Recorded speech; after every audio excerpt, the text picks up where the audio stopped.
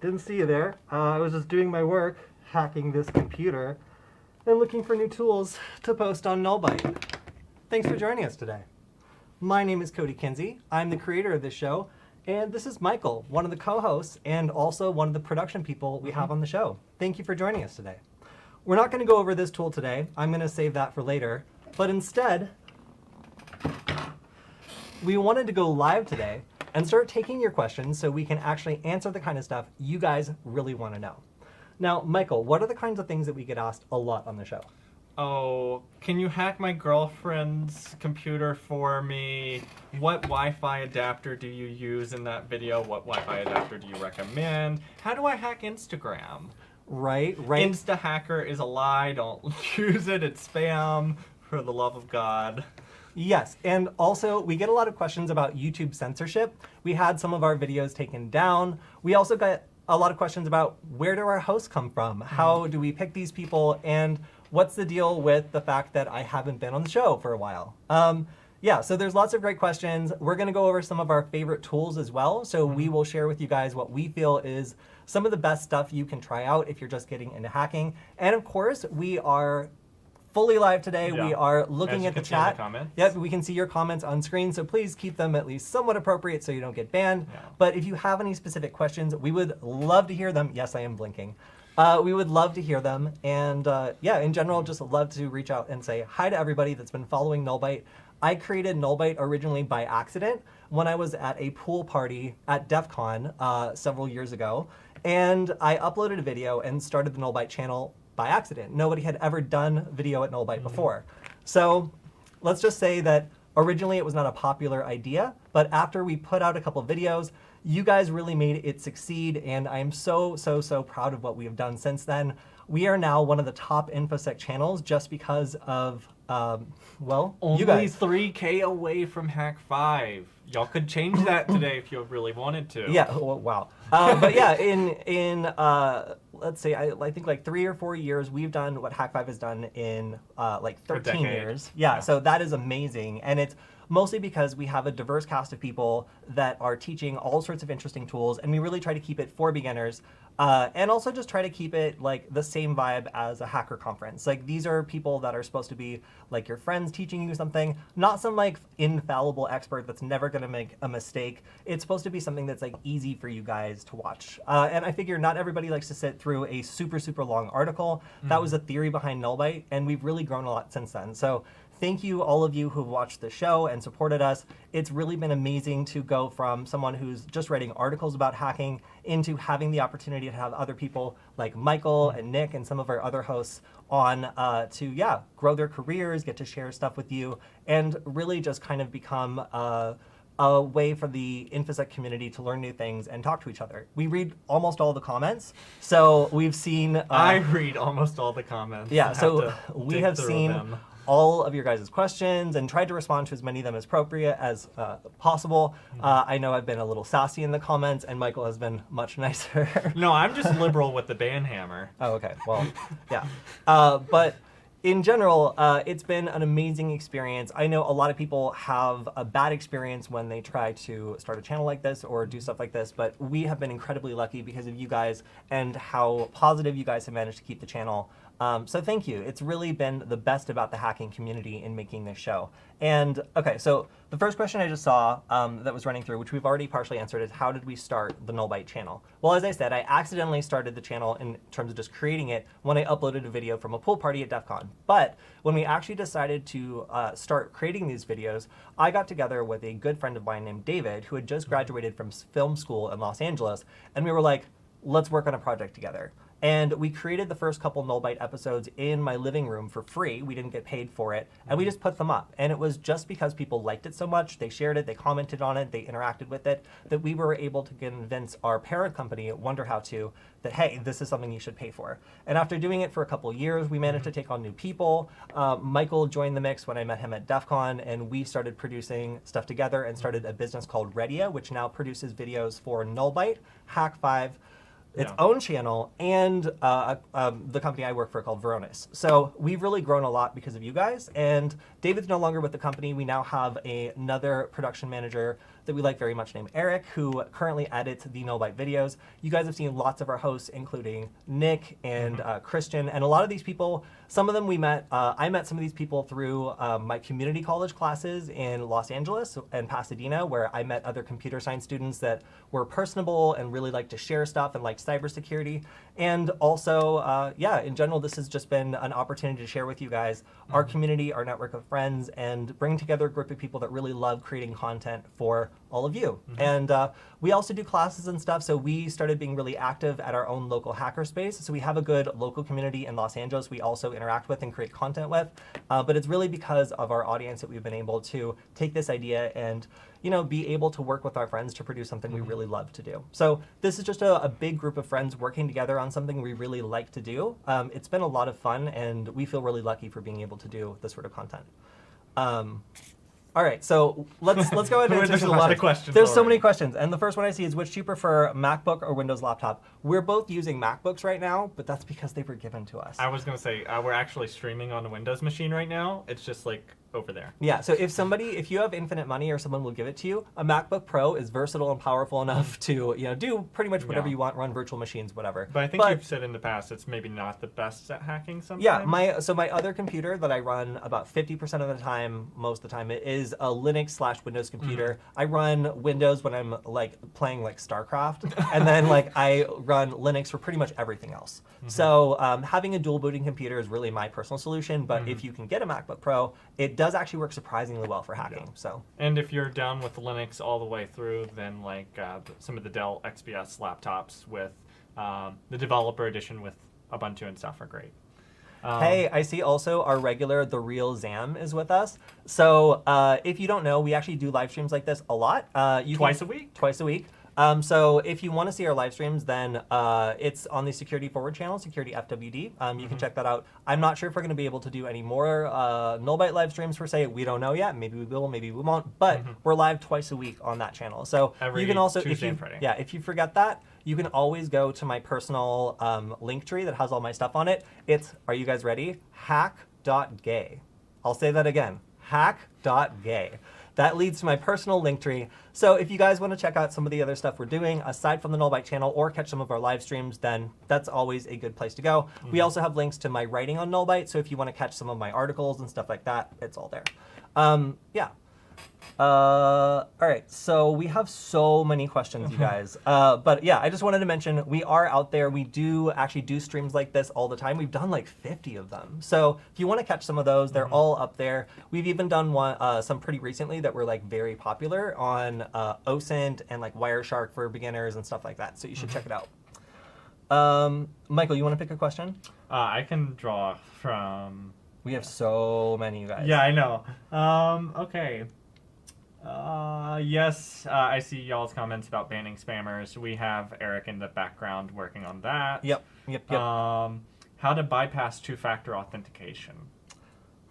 So I've seen some really interesting phishing attacks for bypassing two-factor authentication that basically, if I'm creating a rogue network and you are trying to log into something, I can man in the middle you. So I basically... I do the request for you, and then as soon as you get the password, or as soon as the password comes back, or as soon as the two-factor comes back, I put it into my version of logging in, and then I just log you in. So it's it adds an extra layer of complexity. You might need to be in control of the network that someone's on, but most of the stuff I teach for Wi-Fi hacking puts you in a position to do that. So that's one approach I've seen to 2FA. There's also some stuff that involves hacking into the phone network that's much more involved. But I don't really teach that because A, it's super illegal. There's no ethical way of doing it, and B, it requires you to physically enter a restricted facility and not... The one I know of is SIM swap attacks. So you'll commonly see this against Bitcoin wallets and stuff like that. So what happens is they call up the phone company. They're like, hey, I need a new SIM card. Here's my credentials, whatever. They'll spoof the person's number, and then they'll say, hey, send it to my address. They'll put in the new SIM card, and then they have a very limited window of time because, obviously that that person's phone's going to stop working and they're going to figure it out. But then that works. That's how they do two-factor when they're doing SMS text and stuff like that. Okay, so I see a message from Sensei that says, blink, god damn it. So I'm going to go ahead and do one big one for all of you. For everyone in the comments that's been egging me on to blink for years now, I'm going to do one blink just for you. Are you ready? I'm going to even, like, let me make sure the light's good. Okay. There you go. I've updated. I can run that program now. So humans won't be able to tell the difference whatsoever. And also, if you're wondering where we are, we're in a C-130 over, I think we're over Nebraska at the moment. For security reasons, we need to That's all be the lights moving. and computers in the background. Yeah, exactly. So one question I got here was, what is the most important cybersecurity skill to have? Oh, that's such a good question. All right, if you guys are looking to get into cybersecurity and you don't know what to get into, maybe you're not good at programming yet, and you're looking at computer science and you're like, this looks like a bunch of crazy computer math and I don't like it. I would say the top skills that apply to normal people that you can get into cybersecurity are networking. If you can learn like computer networking, like how to build a network, like routing and switching. This is stuff that like everyday people learn all the time. It is just learning logic. It's like building Lego blocks. Like, you know, it really does make a lot of sense once you study it, and it gives you a huge insight into a lot of the problems that cybersecurity people face. Makes you a better red teamer, a better blue teamer. So I would say if you're not looking to get into a computer science career, then check out networking. It's probably the strongest skill that I flex all the time when I'm doing hacking stuff. Second to that, learning a little bit of programming with Python gives you tremendous flexibility to work with your own data. So if you can just learn like how to do API requests and some like data like slicing and dicing, maybe Jupyter Notebook, that's a great place to start when it comes to learning a little bit of programming if you don't want to go like full-blown computer science. What would you say? I was actually preparing the next question, not that's okay. All right. Yeah, that's fine. So another question we have here is related to hidden Wi-Fi networks. If a Wi-Fi SSID is hidden, what can I do to obtain the MAC address of the hidden Wi-Fi access point? I really need to find a solution. Okay, so we actually did a live stream. Yeah, so I know recently. a lot about hidden networks because people constantly think it's a good way to make their network more secure. It actually causes tons of problems. Now, there's a number of different things you can do in order to uncloak a hidden network. And to be clear, a hidden network is still broadcasting using its real MAC address. It's just not saying its real SSID or its real name. So in order to find out what its real name is, you can do, for one thing, you can just kick off another device from that network. Now, you need permission to do this, so if it's not your network and you're just disconnecting random stuff, that can be a crime in a lot of places. But if you kick another device off the network, it has to use the name of the network in order to reconnect, and we can figure out what it is by that. Now, also, any device that's connected to that network before will constantly be broadcasting out the real name of the network because it never knows if it's in range of that network. So basically, you can just wait for another device to connect or kick off a device that's already connected to learn all the details of a hidden network. Yeah. It's really not that much more secure, and it does still constantly broadcast using its real MAC address. So I think the real question is, how do you find the SSID or the network name so you can connect to it or mess with it? And the answer is just, again, kick someone off or wait for someone to join. And if you're interested in that topic, look up hacking smartphones with QR codes. It's on the Security Forward channel, Security FWD channel. We recently did a live stream all about that, hour-long. What are the books on the bookshelf in the background of your videos? Oh, yeah. So I have a couple books on the bookshelf that I get questions about. On the LA set, one of the books I have is the Code book, and you guys... That's the most popular one. Yeah, that's one of the most popular ones. You guys also might notice I have a tattoo that is mysterious, and like not a lot of people know what it is, but it's actually a cipher that I designed myself while I had a super boring job. And I literally read this book, learned how to do these different ciphers, and then created my own cipher based off of 3 other ciphers, and then created like a tattoo that is also a cipher that a couple of my other friends have, where when put together, it creates its own cipher. So that's the history of the book. I hope you guys like the story because there actually is some backstory to it. I think the other book we have a couple books that are by Mike Bazell. He does OSINT training. And I believe his website is osintechniques.com or something like that. He's fantastic, and it's one of the only books I've bought, but I really want to support him because he's a really great OSINT trainer. So yeah, I think those are the main books I have. There might be like Dune or something back there too. What's up, nerds, from Cyber Junkie? Parrot OS or Kali? I left my coffee upstairs. I just realized that. But aside from that, he's shutting down. I know. But aside from that, I would say that Kali, for beginners especially, just because although Parrot Security OS, you have more community support, and if you run into a problem, it's very likely that like 100,000 other people have also run into that problem, and it will be well documented, and you'll know exactly how to fix it. So I really recommend Kali when it comes to just getting started or having a problem you might not understand. That being said, if you're more experienced and you're really into wireless pen testing, like Parrot is a good option. One question, do hackers read books, and is it still worth it buying books? That's a great question. In the freedom of information age, it's really hard to know, like, I'm very used to being able to get information I want like that for free. But there are good sources like No Starch Press, for example, that support really great researchers who are putting out good books that are worth reading. So, for places like No Starch Press, for example, that kind of does like 4 hacker publications that are written by mostly reputable people in the security community, obviously check your sources, then, I think that there are still good books out there. But I would also say there's lots of free training as well, and I personally tend to do better with like video examples, and that's why we started Null Byte. Yeah. So there is one comment. His training is off-boarded now. Hold up, where'd you go? He doesn't do it himself anymore. Mainly you just see Nick more often now on the Null Byte channel because our time is more occupied with live streaming every week on Security Forward. However, we have also started doing Udemy classes, which are fully Kody. So if trainings and stuff are something you're interested in, those just are remember available. Hak5 Yeah. But yeah, no, I do. So the reason why we have other hosts on is basically when I started, it was awkward and stumbly. We have 2 videos, you guys, that like I guarantee none of you have ever watched. Go back all the way on to like the beginning of the 2FA channel. security. We're like, this is going to be the most popular video. We messed up a lot, and it really took like going through that to get a good host like me, like actually to the point where I can make these regularly. So when Nick started, we were really determined to get him up into the point where he feels comfortable making these episodes, even though it's not going to be the exact same like as it is with me, having done this for years now.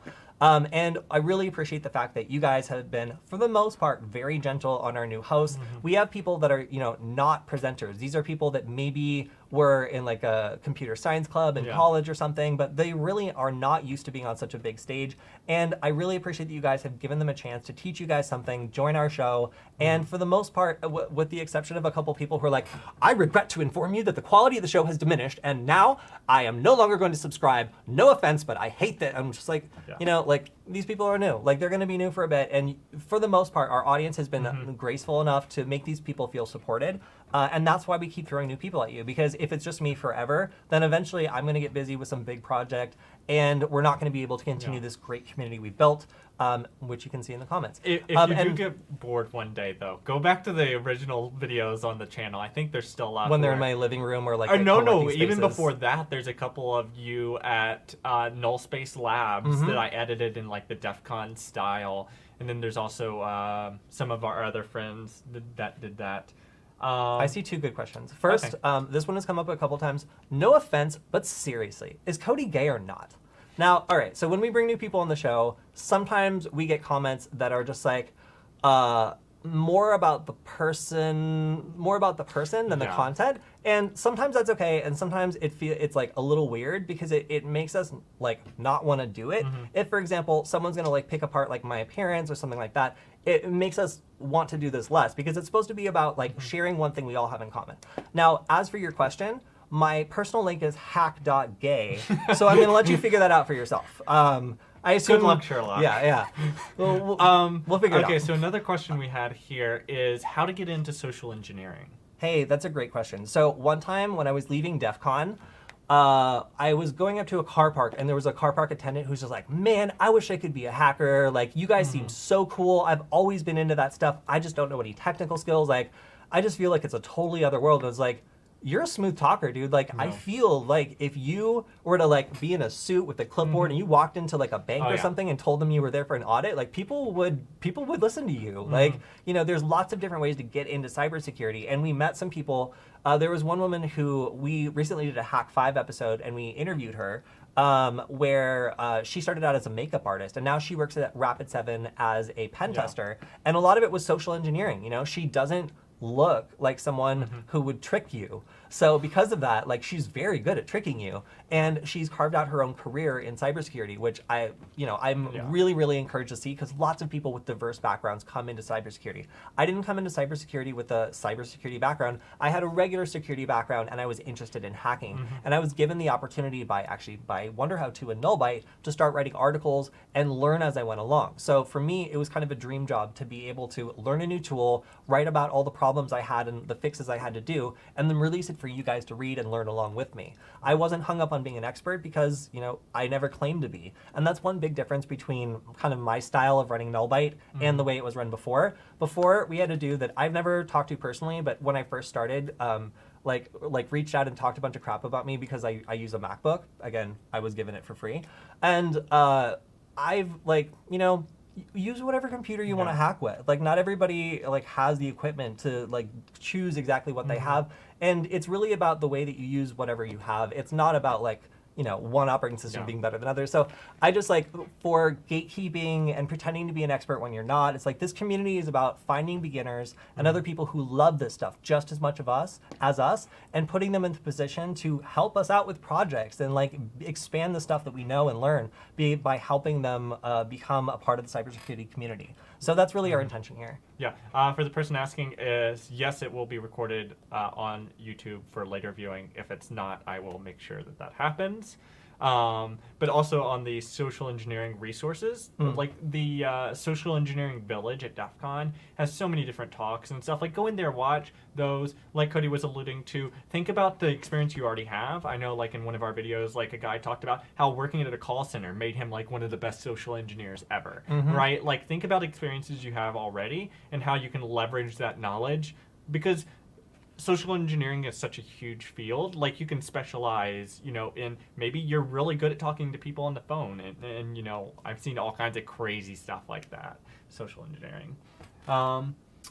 Okay. Do you have another question you want me to Satya, I see your comment, and I actually did blink. So if you want to replay the video, I hate to call you out like this, but you are horribly mistaken. I did in fact blink. It was a big one, and I did it for everyone. So yeah. How to attend DEF CON? Buy a ticket to Las Vegas. But unfortunately, of course, it's canceled. At least this one. I was going to say, you can always... DEF CON's position is, if you can fake a black badge, you deserve to go to DEF CON for free. So just throw in so we're not encouraging you to hack DEF CON, but it's possible. Yeah, there are ways to get to DEF CON. And also, frankly, if you can't afford DEF CON, if you can afford to go to Las Vegas, I mean, obviously not with COVID going on, but if you can afford to get to Las Vegas, there's tons of stuff to do there. B-Sides, QueerCon, lots of other conferences and villages that go on around DEF CON that you don't actually need to get into the DEF CON conference area to go to.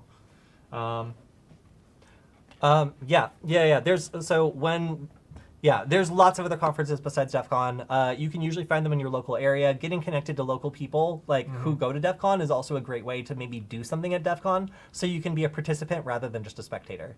Yeah. What are your thoughts on antivirus? Antivirus is a good idea, and I'm going to leave it there. Okay. What is the best directional long-range outdoor antenna for hacking Wi-Fi? Alternative of a grid antenna? What a great question, because I love Wi-Fi hacking. So, when I'm doing long-range Wi-Fi stuff, we actually did an episode on the Security Forward channel where it was crazy. I wrote a program that would take all the different networks that I was detecting, feed them through Wiggle Wi-Fi, and identify the location and determine the distance from where I was. So using this system, we went up and tested line of sight a Yagi antenna that I think is for sale by Simple Wi-Fi. Yeah. And we were able to get over, I think we were able to get between 3 and 5 miles of range. It was crazy. So if you guys are interested in long-range Wi-Fi hacking, check out the 2.5/5 gigahertz Yagi adapter by Simple Wi-Fi. Not only is it super long range and we've tested it, it also supports 5 gigahertz. So if you have a wireless network adapter that supports 5 gigahertz and you want to do some 5 gigahertz hacking, it's a way you can do it from a really, really long ways away. So again, I was super impressed by that. And The episode, is literally just us going up to the top of a mountain in Los Angeles by the Hollywood sign and just like pointing the adapter like down, and just like the results were crazy. So another good question here. What's your favorite European hacking conference? Oh, that's of course going to be C3. So I recently got to attend the Chaos Communication Congress, and it was absolutely wild. It was super fun. It was very chaotic. I was like, all right, who's in charge? I'd like to do talk. And they're like, you're in charge, buddy. I'm like, that doesn't make any sense. Wild West to hacking. Yeah, so I got to eventually like just figure out that I had to create my own wiki page and like do my own talk, but I did. It was basically sold out. People just came and showed up and actually like were really interested. So instead, my very first conference, I got to like do a class where I got to teach a bunch of people, and I even brought enough microcontrollers that I sold them in the class, and I made a little bit of money too. It was kind of cool. So if you're interested in an amazing hacking conference in Europe, then I highly, highly recommend C3. I'm super sad that I don't get to go this year because I made a lot of really good friends there. And for an American like me, it was also nice that there were a lot of like Americans there from other security conferences that I already knew that I just bumped into at Defcon and stuff. So it was pretty cool. I definitely recommend C3. I have a question. Can you teach me hacking, Kody? I'm really interested. I'm trying so hard. I started a channel and I'm here. So we're doing our best. We started like 3 channels for you, so check them out. Yeah. And then, okay, is the Hak5 Wi-Fi Pineapple better or the Alpha cards? They're for totally different things. Personally, if you're on a budget, of course, I recommend Alpha.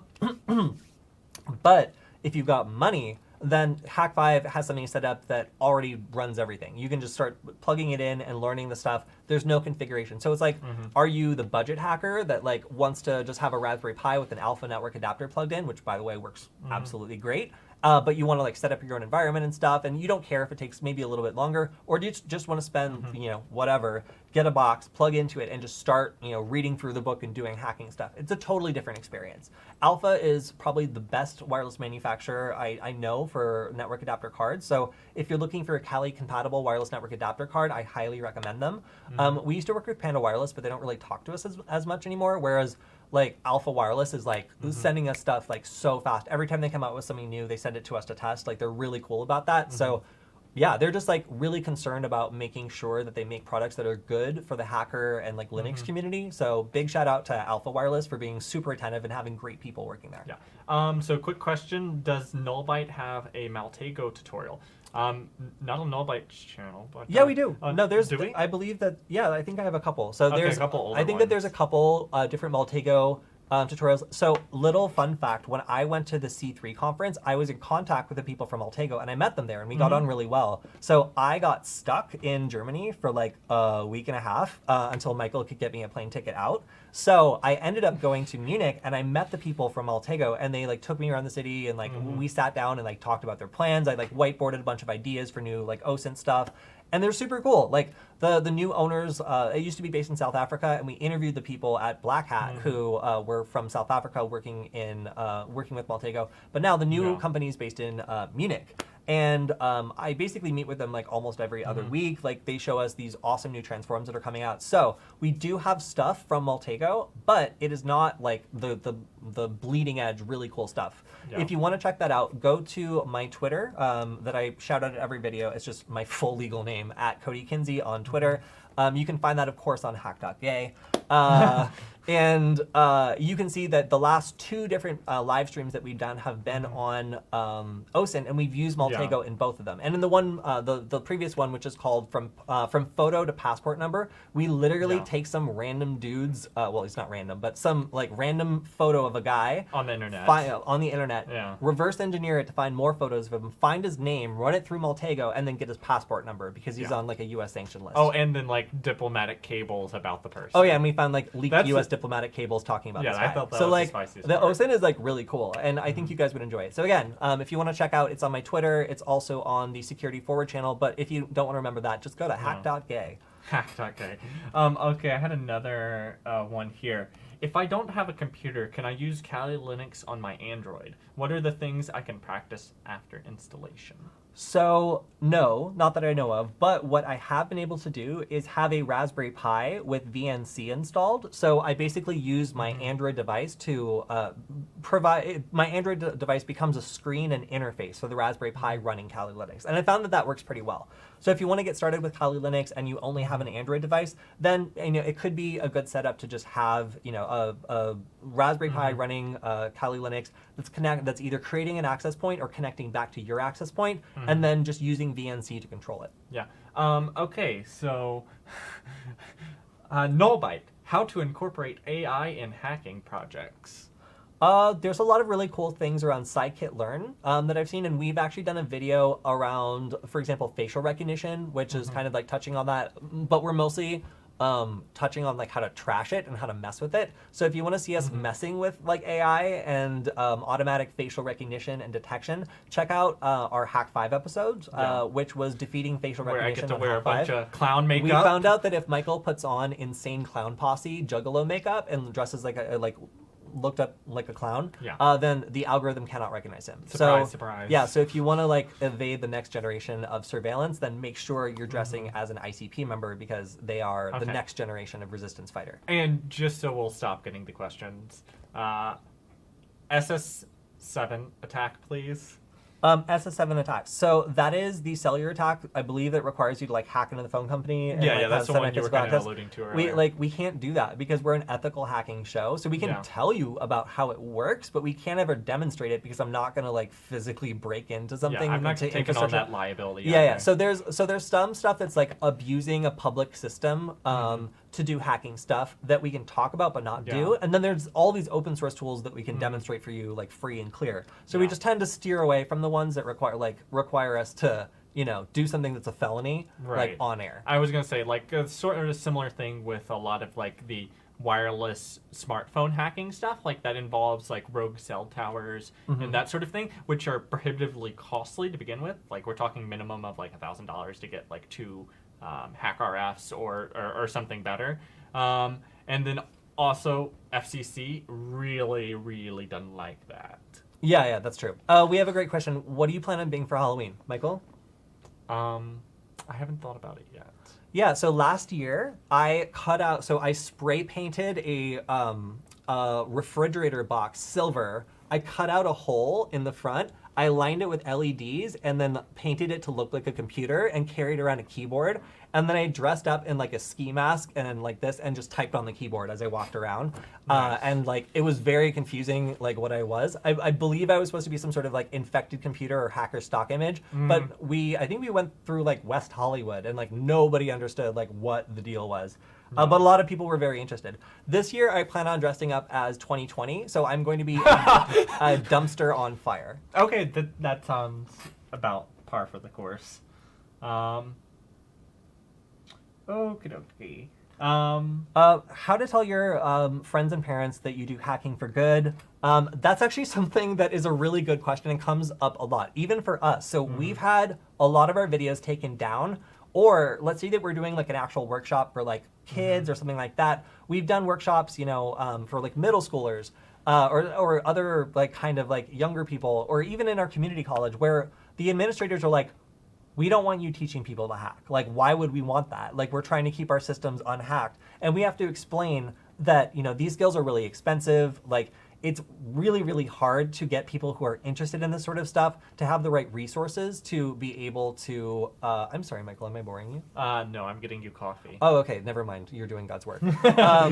Yeah, so we get a lot of questions about, like, why the hell would we let anybody learn this stuff? And my best answer to that is these vulnerabilities do not go away because fewer people know about them. Instead, they're attacked by criminals and other people who exploit them to basically like erode the security of normal businesses, like the kinds of businesses that America relies on. So especially in the United States, like we rely on people. Oh my God, thank you so much.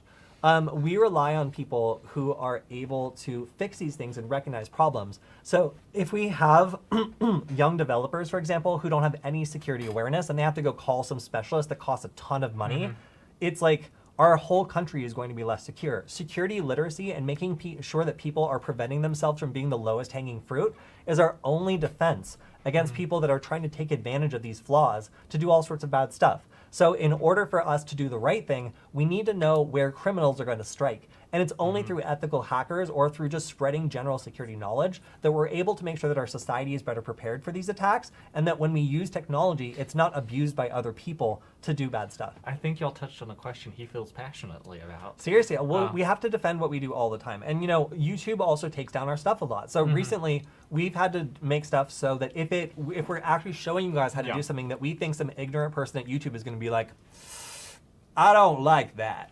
Boop. And then, we get a video taken down. Yeah. Like, we have had to cut that out and actually put it on Vimeo because those guys don't care. Yeah, a lot of time that's what, y'all ask for certain videos, like show us how to do this, or show us a social engineering attack, or show us how to hack Instagram.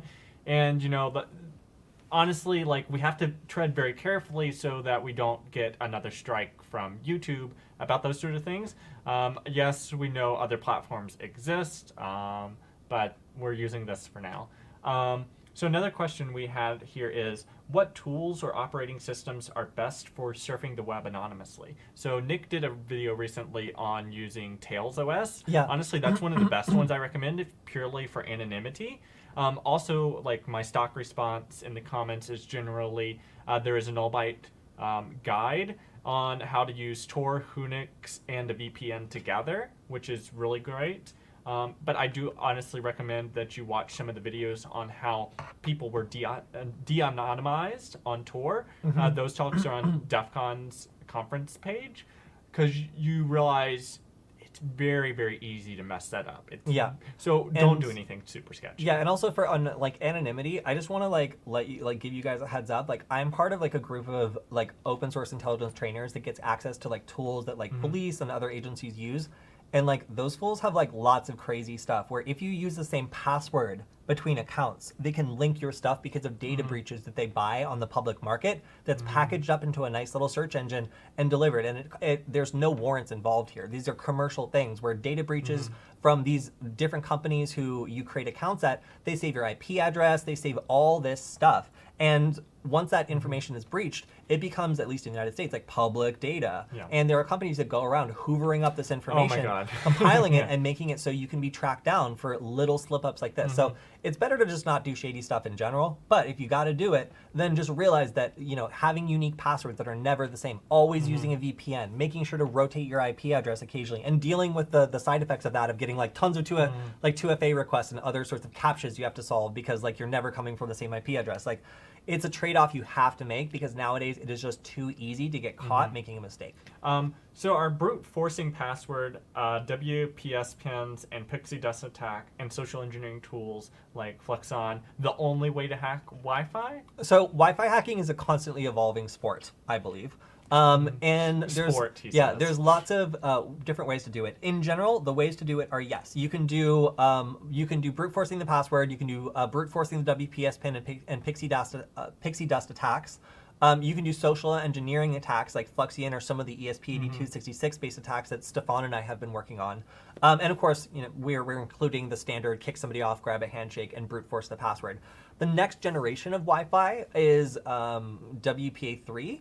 And it will basically add all these security features, but a lot of it will work the same. You'll still be able to try to recover passwords in a roughly similar fashion, and you'll still be able to deny access to the network. I know that because one of my friends is Mathy Vanhoef, who's one of the foremost researchers working on breaking WPA3.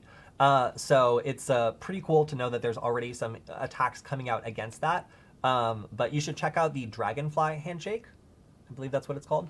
And it uses elliptic curve cryptography to make it much harder to break into. So you can't use a lot of the same things that you could use, like brute forcing techniques that you can use against WPA2. Okay. How much experience do you have, and what made you start hacking? Do you hack for good or bad as well? Is it okay to buy the cybersecurity course at Null Byte's website? I'm not going to tell you to buy anything because that is your choice. However, I will say that when I got into hacking, it was because I was broke. And the way I got into hacking was I looked at resources on the internet and I tried and failed until I got something to work. I'll just say that when I moved to Los Angeles, if you don't have good credit, it costs like $300 in a deposit to start your internet. So learning Wi-Fi hacking was a priority for me in order to get a job. Not going to say I ever did it because, you know, that would be unethical. But I will say that I learned a lot about it. And by the time it came time for me to write an article on security stuff, I already knew enough about wireless security to feel like I had a pretty good start. So, by the way, I started this at like, I think I actually got into hacking and stuff at like 26, 27. So if you're somebody who was like, I'm 23, am I too old to get into hacking?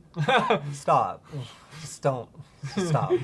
Yes, you're not too old to get into hacking. Yeah. Like we've talked to people who are in their like 40s and 50s who are doing like Career networking changes. stuff, and they've just completely switched their careers over into hacking because they love it. They think it's cool, and they put in the time and energy to learn about it. So if you're not just doing it for the money, if you think this stuff is cool and you're learning about it in your free time because you just think it's great, you're going to be better at this than someone who's just in it for the money, always. Yeah.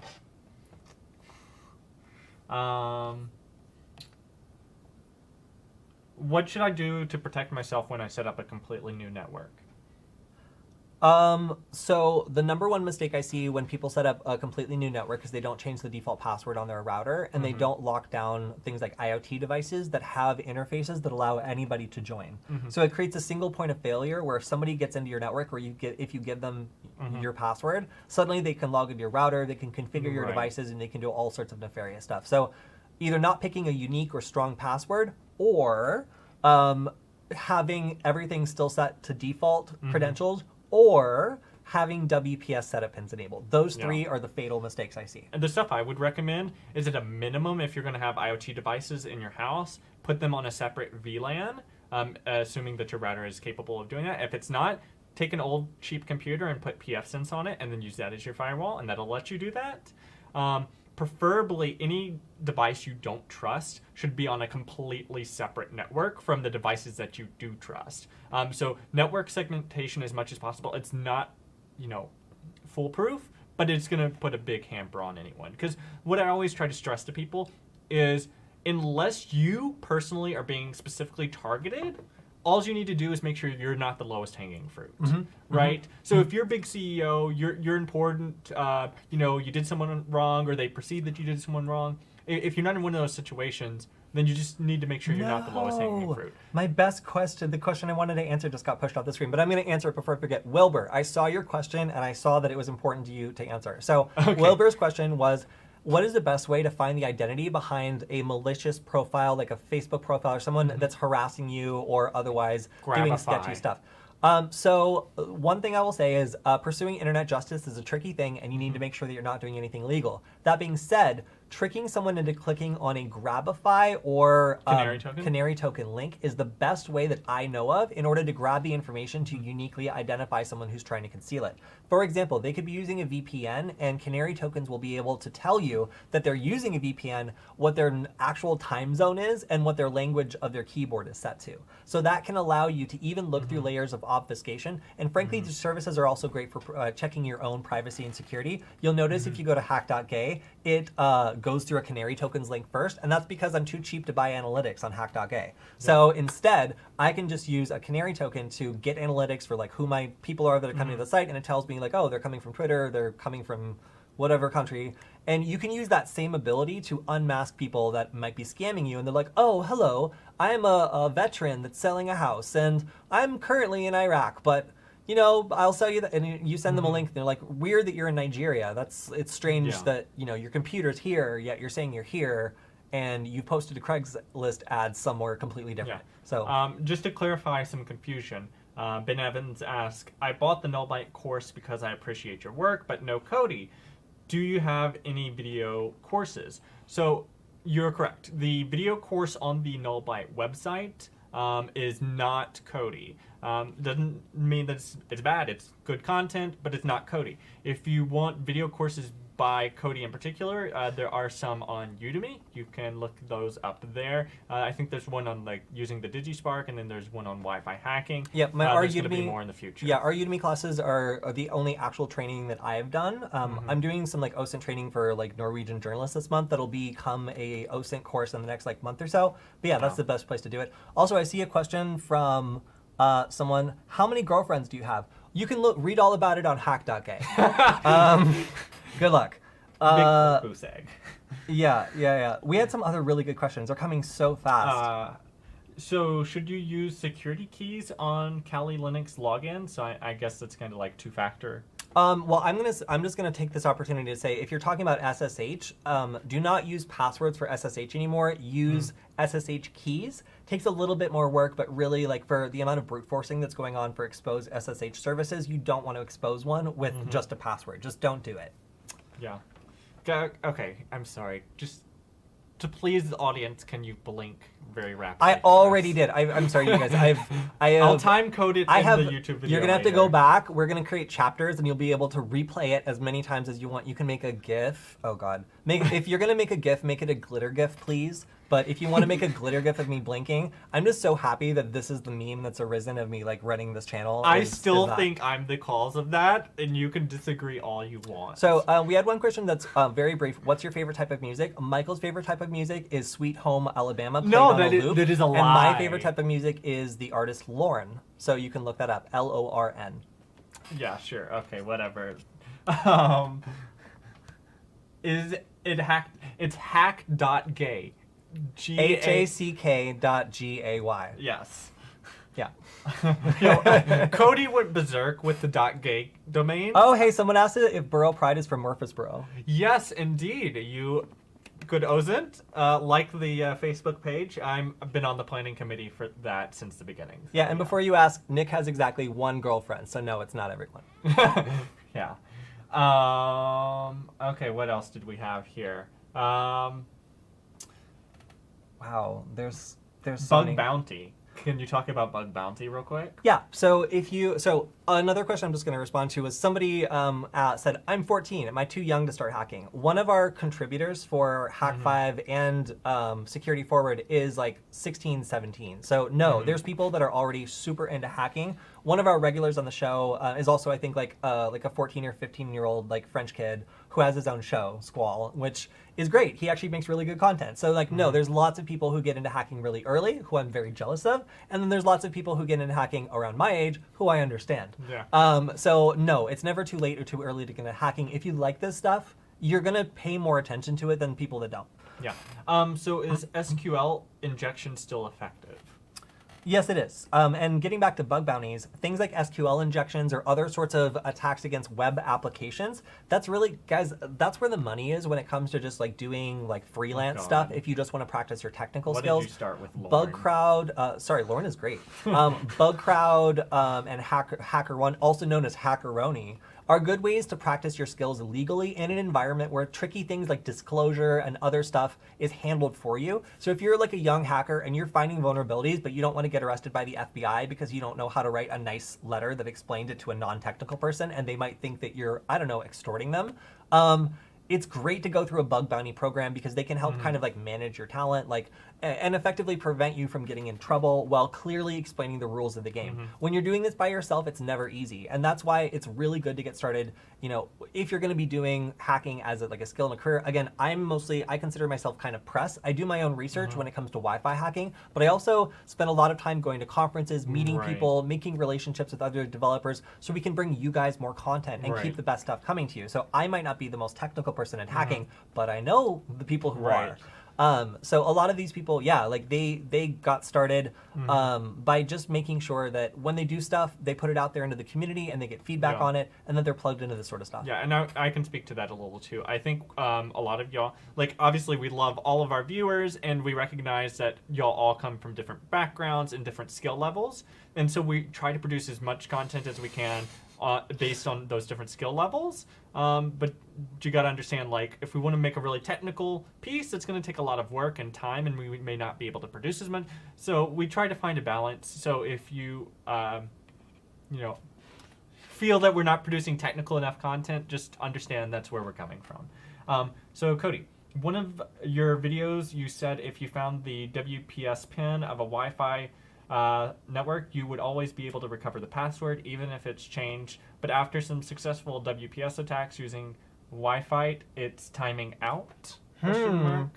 Yeah, so generally, generally, I would say that the WPS Pin Attack, for those who are not aware, is a convenience feature that was added to a lot of routers, probably yours, that allows you, if you lose the password you set, to connect with some random pin that's on the back. It's usually like 8 characters or something like that. And it's always just some number. So the problem is that it validates this in 2 separate halves. I think it's actually... whatever. It validates it in 2 separate halves, which actually makes it really easy to brute force. And there's also a couple programs that are able to take advantage of cryptographic leaks called the pixie dust attack that can get the password in seconds.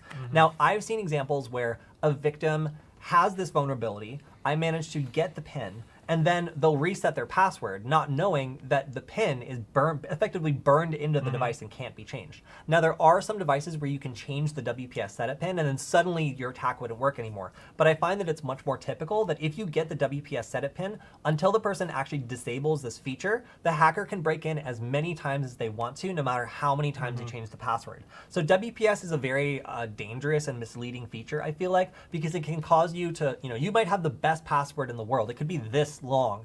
And still, if the WPS setup pin isn't changing and someone cracks it, you can change your password all day long. The router's just going to give the password to the hacker as soon as they present the WPS setup pin. So okay. So where would we kind of touched on this at the beginning of the live stream, but just for everyone joining late, and maybe we can elaborate on it more, where would you recommend to start learning hacking? For example, what program? Your videos are extremely motivational. Aw, thank you guys. I really, by the way, I just have to respond. Is Toby gay?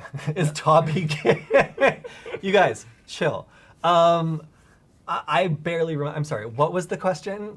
Okay, so where to start learning hacking? Yeah. What do you recommend a particular program or like what resources? I would say like bug bounty stuff and application stuff that you can do in a browser. So easy. Like learning like SQL injection, so easy. Like a lot of the application stuff that actually makes you money in bug bounty stuff is super easy to learn. Yeah. I started on the niche stuff, which was, like Wi-Fi, because I found it fascinating. But if you just want to get started in general, then networking, of course. Like I always recommend learning networking. Even if you're not learning network security, it will still help you a lot. But yeah, like networking and then just some of the basics when it comes to like web application pen testing will definitely get you started. And you can make some money while you learn the rest of it. And also, as far as bug bounties, I mean, sure, it's always good to learn like the general tools that'll scan the entire website, but honestly, you're not going to really find that many bugs that way, as far as I understand. It's better to get hyper-focused in one particular area and then scan or look at websites for that particular flaw and then move on to the next one. And that's going to get you better results. Right. So we also have a comment from Dominic. With my browser settings and your canary tokens, I'm not able to connect. Please make your tracking less invasive if possible. No. I made it invasive on purpose. I need analytics. So basically, if I didn't do that, then and I just got like the pro version of Linktree, it would just basically do the exact same thing in order to allow you to connect. We're getting pro Linktree for free. Yeah. So like it's going to run JavaScript and it's going to run other stuff in order to fingerprint your system. My recommendation is use a VPN. Frequently, like using a VPN hides most of this stuff, and aside from some of the user agent stuff that's just leaked no matter what, you can use NoScript and other stuff to get there. But yeah, you can also, of course, check out my Twitter. All the stuff is linked there as well. Whoa, the Nugget might join us. That is confusing. Cat. We have a cat. Our cat. There's a cat that lives at this house. That's name is Nugget. Okay. Oh yeah, that's the cat's in the photo in the background. Everyone is always asking. Oh, he's a little roly-poly today. Sorry. So if anybody was asking what the cat in the photo was, this was the cat that's been in the photo of the back of Null Byte. His name is Hand Banana, but Michael calls him Nugget. Because he's got like little nuggets on him. Well, it's because he's a chicken nugget. Yeah, that's what I'm saying. Well, when he was younger, he was a chicken nugget. Now he's a full rotisserie bird. Yeah. No, we're not giving out Udemy promo codes. Sorry. Do subscribe to Kody's Twitter. Okay, that's not totally true. There are some people that took our last Udemy class, and they will be receiving some codes. So if you were one of the people that like tried out our class when we were just putting it out, then you will be getting some codes. What's the name of your course on Udemy? Can you pull that? Go to Hak5 but in general, if you want to check it out, you can either look for just like my name on Udemy, or you can check out, we have one that's advanced Wi-Fi hacking with microcontrollers, where we use the ESP8266 to get started with Wi-Fi hacking. We have another one that is using the DigiSpark as a human interface device attack. The two names are Advanced Ethical Wi-Fi Hacking with the ESP8266 deauthor, And the design your own USB rubber ducky ethical hacking tool. But yeah. So again, Hak5. And also, if you want to check out the classes that are linked under the Null Byte stuff, we were not involved in making them, but they are good classes, so not gonna knock those either. Okay, here's one question that I hate. I'm sorry. I think my girlfriend is cheating on me. How can I prove it? We get so many questions like this. And the thing is, this is an ethical hacking show. So we're trying to teach you job skills, ways to keep yourself safe.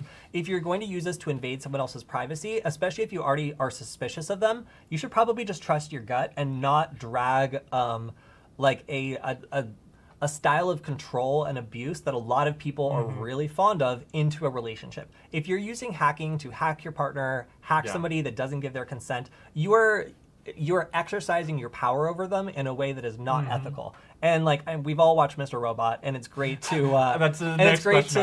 fantasize about having power over people. But really, with my skills, I could do some very nasty things to people if I were suspicious of them for doing something. And I don't, because for one, I don't want to go to jail because these people aren't worth it. And for two, I know that I have responsibility and also special skills, where if I use these for bad, I'm setting a bad example. I'm making the world a worse place. And also, I'm taking advantage of someone else's lack of knowledge on something, and I'm using it to do something they didn't consent to. And that's really creepy, and in general, it means that you're doing something wrong. So if you're in a situation where you're breaking into someone's account to prove that they lied to you, especially if you're in a relationship, you're crossing a boundary, and a lot of people don't agree with me on this, but I really have to be insistent on this. It is never ethical to hack your partner. It is never ethical to break into an account for someone who trusts you.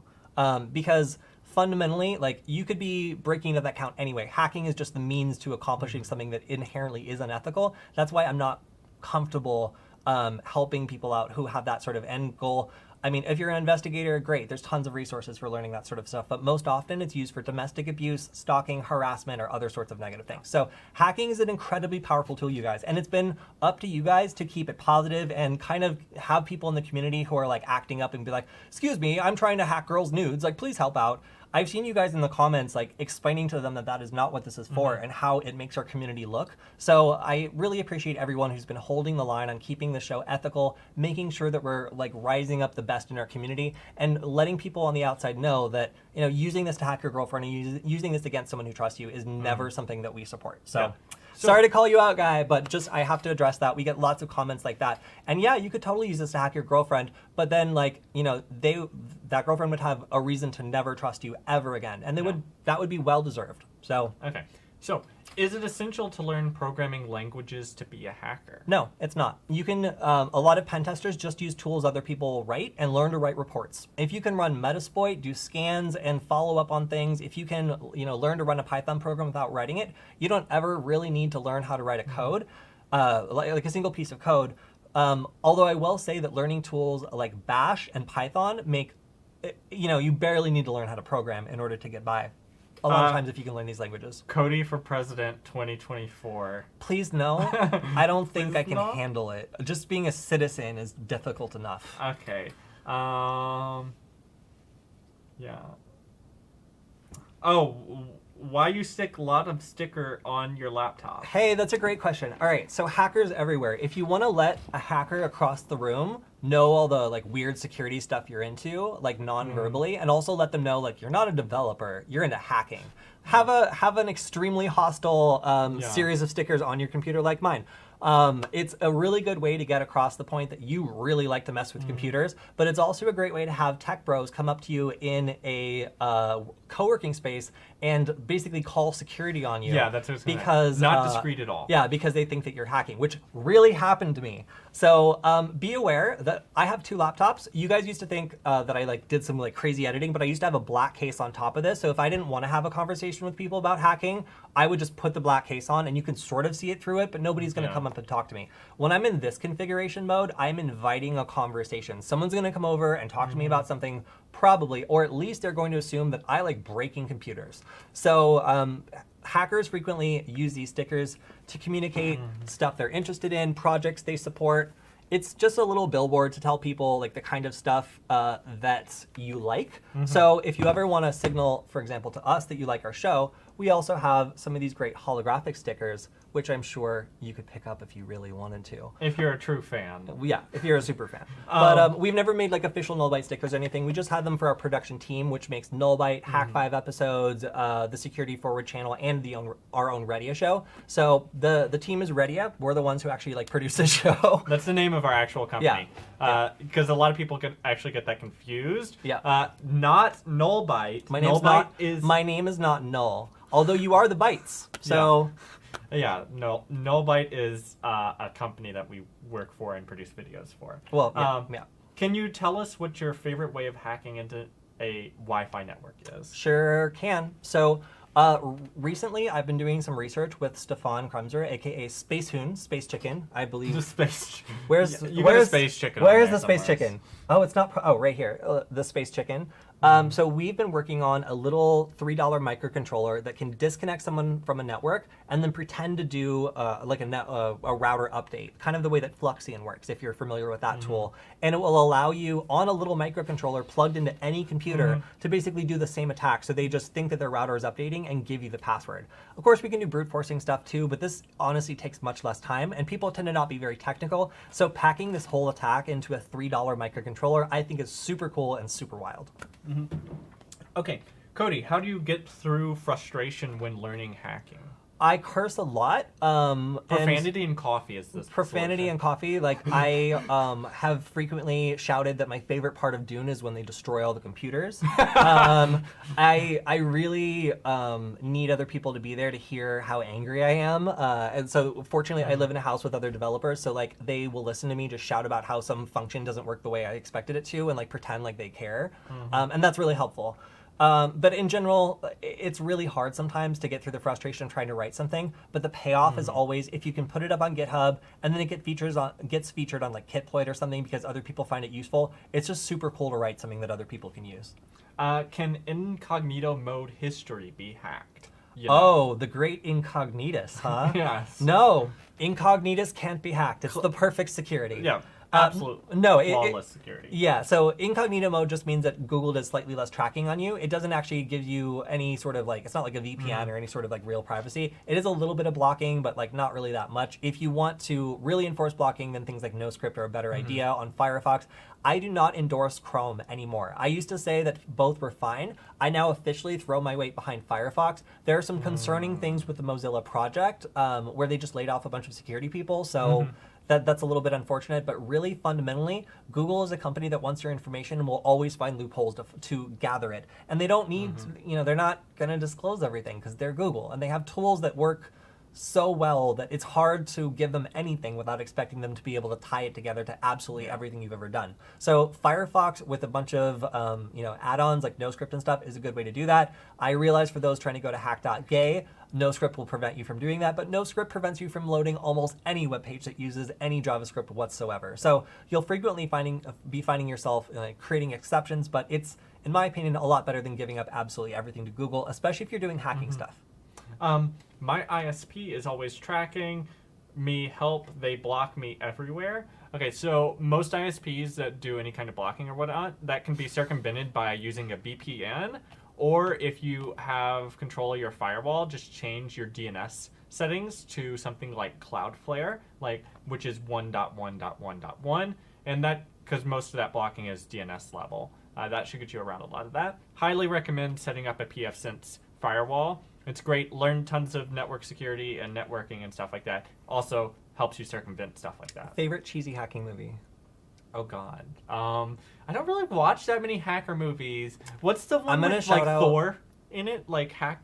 I don't know. I don't know these things. Mine isn't actually so much a hacker movie. It's like an computer takes over the world movie, and it's an old movie. It's called Colossus: The Forbin Project. So if you want to check out one of the first visions of how an AI would take over the world if it just looked like a big stupid box, it's pretty crazy, and I enjoy it a lot.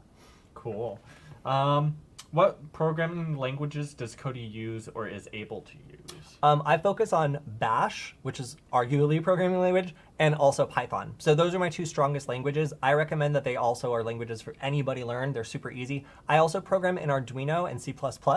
I like those a lot less because they're less forgiving and I can make fewer mistakes without it screaming at me. That's why I'm friends with Spaceyun, because he's excellent at C++ programming and does everything, just the way it likes. Whereas Python is much more forgiving. Okay. Buy or self-host VPN? And then also another tied-in question was like, do we really trust VPNs? Honestly, I wouldn't trust any commercial VPN. I trust absolutely. So I don't trust. Okay, briefly, I don't trust free VPNs. I marginally trust paid VPNs more than I trust my internet service provider for like casual stuff. And then for more intense stuff or stuff you really need privacy on, self-hosting or Tor is the way to go. So those are my three levels. Like no, maybe, and okay, but it's some work. And to elaborate on that a little bit. If you're concerned about the government, particularly if it's a large government like the US or a lot of the European countries, then a subpoena, just assume that they can subpoena it and get that information, right? Self-hosting, that's kind of where I was recommending like pfSense and setting up a VPN. And then if you get you can use Amazon Web Services or some other hosting provider and VPN, set your self-hosted VPN up there. That's going to provide some more security. Obviously, you got to worry about the cloud provider keeping logs, but how deep is your paranoia is the real question. Oh my God, DJ Walls asked, have you met Kevin Mitnick? I am so proud to tell you guys this. I am blocked by Kevin Mitnick on Twitter.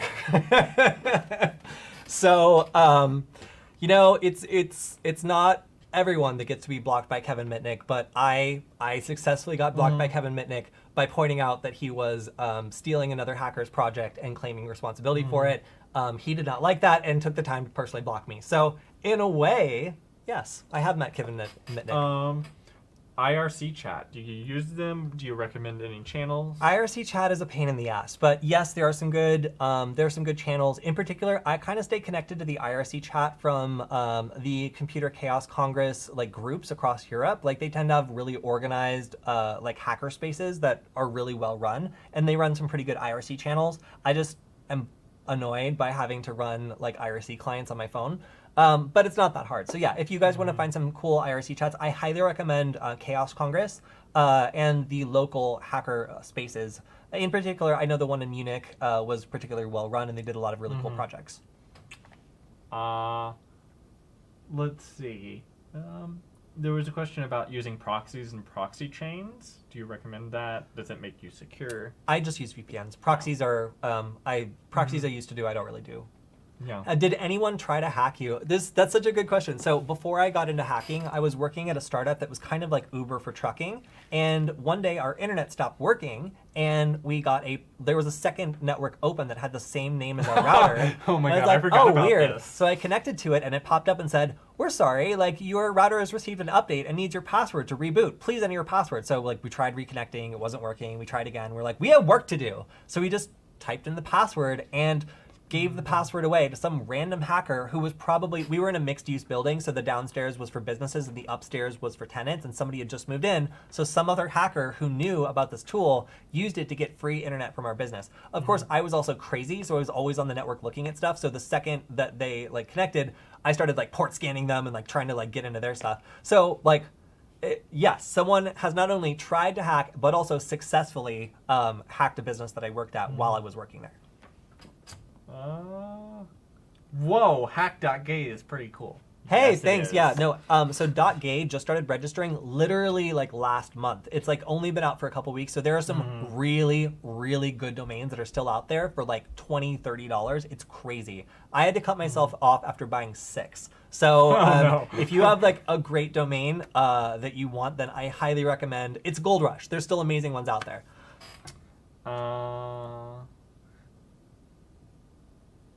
By the way, thank you guys for all your comments, questions, everything else. We don't usually get to interact with you guys in real time. We're responding to your questions in the comments and stuff. So it's so much fun to just hear from you guys, get to say hello and do the show. I think we're even over an hour now, but I don't even care. This is fun. So there's a lot of comments after my stuff about VPNs, about making a video on self-hosted VPN. I don't know if we'll work on it. It's definitely something I'm interested in. That might be more of a live stream we might do on another channel. We have a lot of backlogged content that we're going to be putting out over the next couple of months, just because we've tried to stay ahead. So if you see the magical set changes, that's often what that is. Yeah, you guys are going to see. So basically, Null Byte has a lot of content that we produce because we make a lot of content. Yeah. That's like all like we've moved several times. So you're going to see me in Los Angeles with a short haircut. You're going to see me in like some random cabin in the middle of nowhere with like a semi-long haircut. He was You're gonna see me, abducted by Mountain Man. Yeah, you're going to see me like in the airplane here on the new set. So like, yeah, you're going to see a lot of like random set changes over the next couple months on Null Byte just because we have so much backlog content. But yes, we also are going to be doing live streams again every week, twice a week on the Security Forward channel, which is Security FWD. But again, you can find that on Hak5. What's your thought? Oh no! Oh, what? It keeps getting pushed off. Yeah. I've got a question if you Okay. lost Yeah. it. Yeah. All right. What techniques and devices are used for car hacking? Car hacking is really cool. Actually, when I met Michael, he was going to the car hacking village at Defcon and was super interested in it. So there have been some really cool and interesting like relay attacks or attacks against one-time keys or rolling keys, where you can take a signal and basically like grab someone's key, press it a bunch of times and save a bunch of like one-time passwords the key creates, and then provided the key is like shielded from the actual vehicle, you can go back and replay those one-time keys because they've never been played before. They're still valid. Yeah. So there's a lot of interesting attacks against unlocking cars or for cars that have connected systems, breaking into the Wi-Fi or the informatics system, and then like starting to scan around and do stuff from there. I think like the most practical of them all is like the OBD port hacking, and so like. You know, you see the check engine light. You don't need to go to a mechanic to at least see what that means. You can find that out yourself, which is kind of what got me initially interested. And yeah, so there's a lot of cool stuff that goes on. But I found my question. It was, what are your thoughts about the future of hacking? Security algorithms are more unbreakable day by day. Hashtag WPA3. Yeah, so the future of hacking is going to be driven by AI, machine learning, and also emerging technologies that are going to create new levels of complexity that not everybody understands. We already have a huge tech divide where there are people who understand the way that these systems that they use every day work, and there are people who do not. And the people who do not have a fundamental disadvantage in the workforce and also just in life against people, you know, who understand this stuff. So as we roll out like 5G and as we start relying on programming concepts and machine learning to do stuff for us, we're going to be in sore need of people who understand these things. So if you are connected to technology, if you are tech literate, like you are already going to be in a much stronger position over the next decade to stay involved in hacking. But for all the old school people who are like like gatekeeping and holding on to like old ways of doing things, you know, we need to understand the way that things worked in the past, but we also need to rapidly adopt to the way that things are changing. We don't always understand the way that machine learning things or AI things are working, but we're using them increasingly for a lot of tasks. So, for example, our friend Vic Harkness does a lot of research into, you know, security cameras and self-driving cars to understand how to break these algorithms and take the next step in pen testing the security of things that we don't understand the way that they run because, you know, they taught themselves to do these tasks. So it's going to be pretty wild. You know, machine learning and teaching programs rather than just straight up programming them is going to introduce a lot of new challenges. And if you're interested in getting into a field that's going to be hybridized between old school security stuff like social engineering and completely new stuff that hasn't been possible before, yeah, it's going to require all sorts of people. Yeah. Also, along those lines, the stuff that really interested me is like AI learning to hack and like being shown vulnerabilities and trying to identify vulnerabilities in new websites.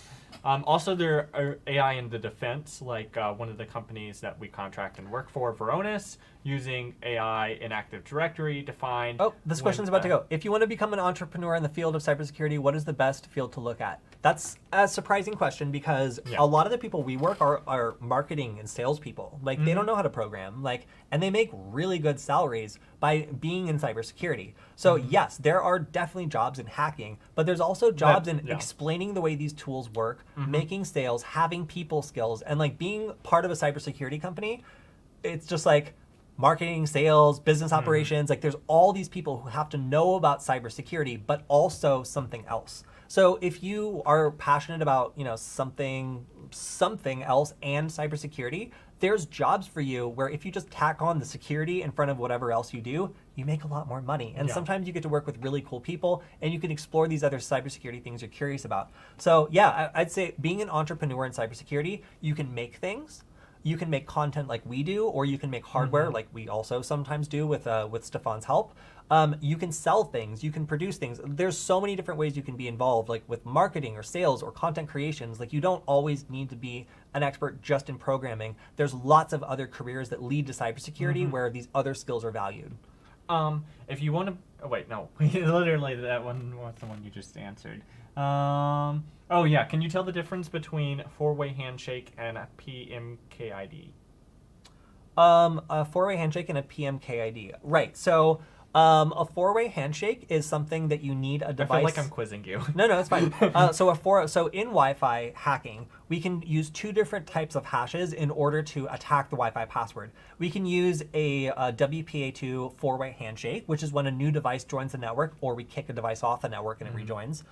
Or we can use a PKMID, and this is information that's actually leaked by the router and doesn't require a second, like a device to be there. So the primary difference is if you want a four-way handshake, you have to have another device that's currently connected to the network. Otherwise, you can still try to hack the network if you can get a PKMID hash. So we're able to solicit this by just basically trying to join the network, and it will give us the information we need to try to crack it. So it's a really cool, newer way of attacking Wi-Fi networks that don't have any clients connected. What should we get for Hack Starters Kit, like network cards, etc., updated 2020? That's a long question. Kody, do you have Asperger's syndrome? I don't, but a lot of my friends do. So shout out if you have Asperger's syndrome. I have like 3 different friends who have it. Yeah, so. my old roommate had it. But to answer your question, we always recommend the Raspberry Pi. Like a Raspberry Pi with wireless network adapter is a great way to get started with Kali Linux on it. Yeah. You can use any computer to, like connect to it via VNC. Like it doesn't take a lot to get started on it. So it's just a really good way to get started with hacking. Which certs would you recommend? CEH, I've heard good things about. Other people have said that it sucks. I personally don't have any certs. Don't tell anyone. It hasn't held me back much. But Fake hacker. Right, but also I do have some privilege in that I've come from this by starting a channel that now everyone can see. So it's not critical for me to get a hacking job because I can just show people a video of me doing it. So certs are really important to some people, and I don't want to pretend like they're not. So CEH I've heard good things about, but honestly, the Cisco routing and switching cert is something I personally went for. I failed the test, but I learned more than I learned through anything else, and I found it to be a really informative course. So Cisco routing and switching, honestly, it doesn't need to be vendor specific, like just routing and switching, but that's the one that I took where I probably learned the most. Are cheap Chromebooks good enough laptops for running Kali and other?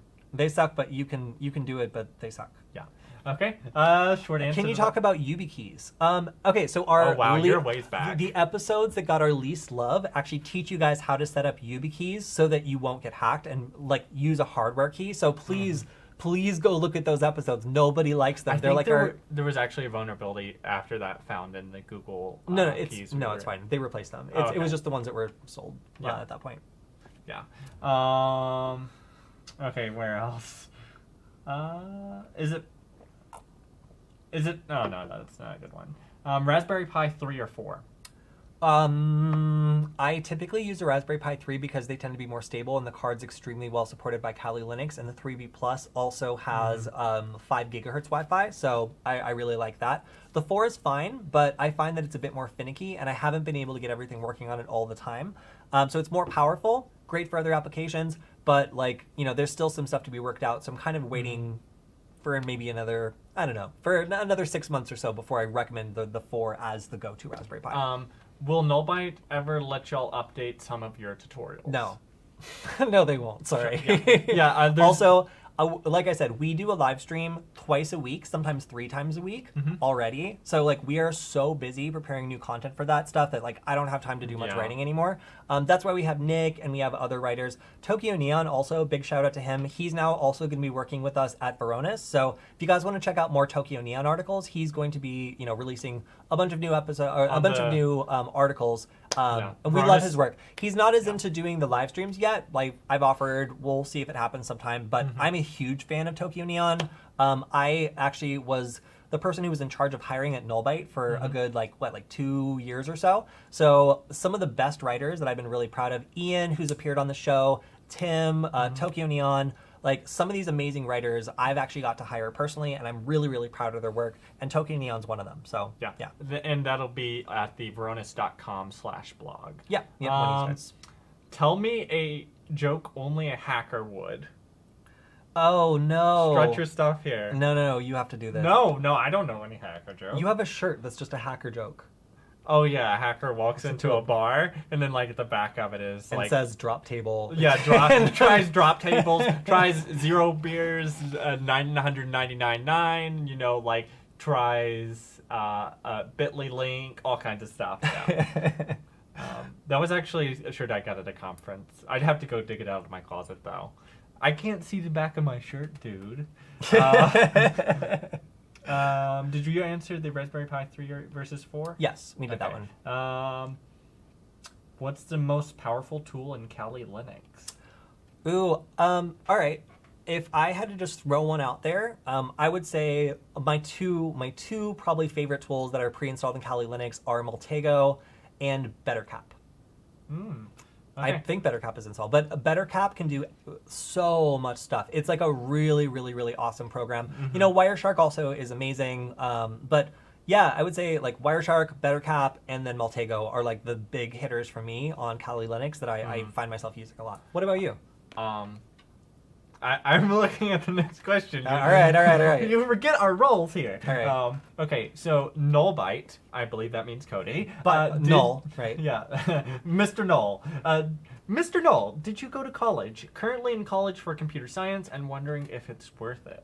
Well, Byte, I did go to college. I started out going to school for biochemistry because I really wanted to get into just understanding how like the smallest properties of everything worked. But I found that I hated biology and I found it boring, and I'm also terrible at math. So instead, I went into physical security. I did everything from like nightclub security, finding fake IDs, de-escalating fights, getting occasionally punched in the face at punk shows, all the way until I started doing like startup stuff, which made me start to get in touch with more tech things that I really wanted to learn. So that's when I decided to go back to school. I went back to Pasadena City College, where I met a lot of the great people you've seen on the show. And I went back, I originally started for computer science. I learned C++ and Python. And then I made a lot of networking friends and realized that actually networking was super hard and cool and interesting. I switched over to the networking side, where I met a lot of electrical engineers who kind of like stole my heart in terms of just being able to create a project with programming and hardware. So since then, I've been pursuing a lot of electrical engineering. I've stopped going to school because of the coronavirus, but I still really, really love going to school for electrical engineering. It lets me use Arduino programming plus a little bit of soldering and learning how mechanical stuff works to build incredible things, or sometimes horrible things. So you can expect to see in the future incredible things. Yeah, so you can expect to see in the future more stuff on 3D printing, electrical engineering, building prototypes, because it's something that I found I didn't know that I could ever do. I never saw myself as that sort of person. Like, you know, working in startups and security doesn't exactly prepare you to be an electrical engineer, but I love it. I spend a lot of my free time doing that sort of stuff. So I think that, like going back to school taught me that I was better at things that I never thought I could do, than I ever imagined, and it motivated me to want to pursue them more. Okay, Mr. Byte, I'm crazy about hacking and helping the poor communities. Is it possible for me to completely convert my first car into a moving sentry hub on wheels, scanning and probing on the move? First, please call me Dr. Byte. I didn't go to Byte Medical School to be called Mr. Second, yeah, you could totally convert your vehicle into like a rolling pen testing / It makes me like, think lab. of the war driving skateboard video. Yeah, so our friend Alex Lynn created a war driving skateboard where he stuck a Raspberry Pi with a GPS attached to it under a skateboard. He's since shrunk this down, so it now does the same thing, but it uses an ESP8266 and a GPS unit. So pretty incredible, and he skates around and he's able to both capture handshakes as well as locate devices in real time. Any cool hacking stories you guys have? Love from Iraq. Okay. How about the Russian server one? That one's good. Oh yeah, okay, that's a good one. So we were working with Canary Tokens, talking about some of the wildest stuff that they've had happen, and they had somebody put a Canary token that basically calls back and says, hey, someone's accessing this on the root of a really important server they were decommissioning. So they decommissioned it, they wiped it, and then they got rid of it. They went through a disposal company. 6 months later, they get a notification from that Canary token that's on the root of the server from Russia. So somebody in Russia specifically diverted the shipment of the server to whatever waste processing thing, and then undeleted the data and accessed it. And they never would have known this unless there had been this tracking token that had been put on the root of the server. So crazy stuff. You're like, all right, computer's gone, but it might not actually be gone. There could be someone lurking who actually is restoring the data and is able to access stuff that you thought was totally gone. So that blew my mind. What's your opinion on cloud security? Will be more job opportunities and demand on that field in the near future? Yes, there will be a lot of security around cloud infrastructure. Right now, you find researchers who are just experts at locating unsecure like Amazon buckets. Like that sort of stuff is going to be in huge demand in the future. Yeah. I love people's varying methods of getting my attention for giving you comments. Let's see, the more creative you are, the more likely I am to read it. Yeah, I see some creative cursing. Okay. Are you still using Kali or different OS? We kind of talked about that before, but if you want to answer that. Oh, here's a question. Thoughts about joining the Navy to break into the security sector? So, all right. So I don't necessarily endorse going into the public sector just to go into cybersecurity, because if you leave, they will throw you in jail. So there's a lot of private contractors that basically do the same thing. And if you leave, you just get fired, which is a lot less bad than a court-martial. So I would say if you are in a position where you need the support, you need the structure, and you want to go into the military in a deeply uncertain time, then, they will teach you cybersecurity. Although I will say that the Air Force and, oh my God, what's the new one? Space Force are hiring tons of people that are interested in security. So the Navy and the Air Force are the two branches of the military to go into if you're interested in cybersecurity, hands down. If you want to be in a hotel instead of a boat, consider the Air Force. But generally, they have really good programs, and when you get out of the military, there's a good community of people who already have civilian job skills that can work and find really good roles with these private contractors. Now, I personally steer my friends towards the private sector if I can possibly do that, because for one, you might not accidentally kill someone, and for two, you can leave, you can change careers. If you find out you want to do something else, you can do that, and it's not a big deal. But in the military, you have to follow orders. Again, not trying to deter you. If you've already made this choice, then these are great places to go to learn cybersecurity. And we've even worked with some of the companies that do cyber training for the Army. They're really immersive. They're really cool. But it's a really big commitment, and there are other ways. I personally feel very strongly about the fact that this kind of education should be free. It should be available to anyone. Anybody who wants to go down this path should be able to receive a high-quality education in cybersecurity. Unfortunately, I know that the world doesn't work that way, and it sucks, and I would like to do as much as I can to do something about that, because there's a lot of people who, if they want these skills, need to make choices like that. So, yeah, my answer would be Air Force is number one. Navy's probably a strong number two for cybersecurity, and then Space Force. I don't know what those guys are doing, so I'm not going to endorse them. I'm just saying they're hiring a lot of cybersecurity people. The most important question of the live stream. Oh boy. How old is Kody? 29, of course. Pass. And then, where are you guys from? Are you trying to social engineer me? I'm sorry. Can we get your mother's maiden name, and what was your pet's name? And by the way, what was the address that you grew up at? It's nice try, guys. You're not getting my birthday. Stop. But also, nice one. Best reverse engineering tool? We like Ghidra. Frankly, we don't do a lot of reversing, but our friends that do use Ghidra and some other stuff. Sorry, we don't do a lot of that. But Ghidra is the one that we've used. Am I a member of Anonymous? So Anonymous is a loose collective of activists who, will glom together to do stuff. I am not a member of Anonymous. It is difficult to establish veracity, and also Anonymous does a lot of stuff that is, sketchy, and I have a career that puts me extremely in the spotlight. So if I was doing anything sketchy, I'm already advertising my hacking skills pretty much as broadly as I possibly can. So it's no secret that I have the technical skills to do stuff like that. So getting involved in it just means I am not only telling everyone I'm capable of doing so, but then advertising. So no, I'm not a member of Anonymous. I tend to keep my activism to Twitter, and then supporting various charities that I think are making a difference that I have promoted in the past. So if you want to know how I feel about that, you can check me out on Twitter. I do post stuff about that. Yeah. Do you think OSINT would be considered hacking? Yes, OSINT is hacking. I firmly believe. But OSINT is hacking that applies to the intelligence community and the business community. So if you want to learn about OSINT, you could be a reporter, or you could be a business intelligence analyst that gets paid a ton of money, or you could be a spy. You know, there's tons of jobs that overlap with OSINT, and hacking is just one of them. Do you want to talk about the dark web? The first rule of the dark web is that we don't talk about the dark web. Who asked that? Especially on the ClearNet. I'm sorry, Mr. FBI. Like, we're not going to talk about the dark web, please. Oh yeah, my whole reason to join the Navy Cyber is for the security clearance. Has that been a requirement for any jobs you have seen? So I believe what this person is saying is that basically they want to get top secret clearance, I'm guessing. Yeah. And is that useful? Certainly if you're going to work in the defense industry, having top secret clearance is going to help you.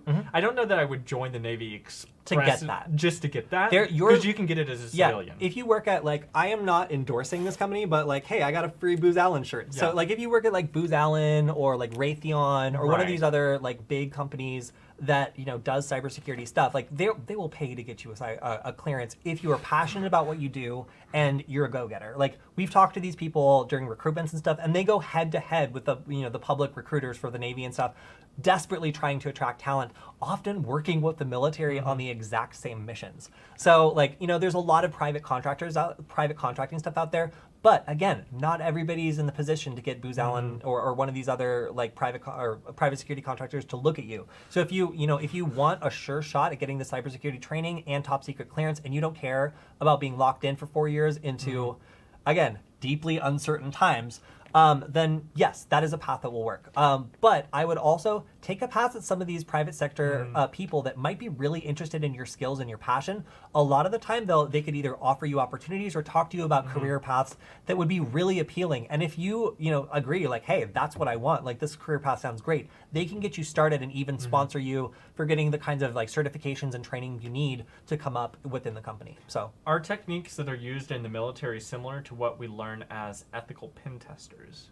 Yes. In order to do, I mean, provided, I almost said a bad word, provided your trainer's not like some like old guy that, like, it's just like, well, we would never do anything illegal, but, you know, this is the legal ways you could hack a computer. It's like, hackers don't care about that stuff, not the black hat ones that you're supposed to be defending against. So most of what we do has to be cutting edge stuff that is in the real world, what we see, to give people the best possible chance to defending whatever, you know, business or whatever thing they're looking at. We don't distinguish between public and private infrastructure when we talk about defense, because it's vulnerable to the same sorts of attacks. So the military is going to be working with 0 days and a bunch of stuff that they purchased with a massive budget that allows them to do stuff that seems like magic to most of us.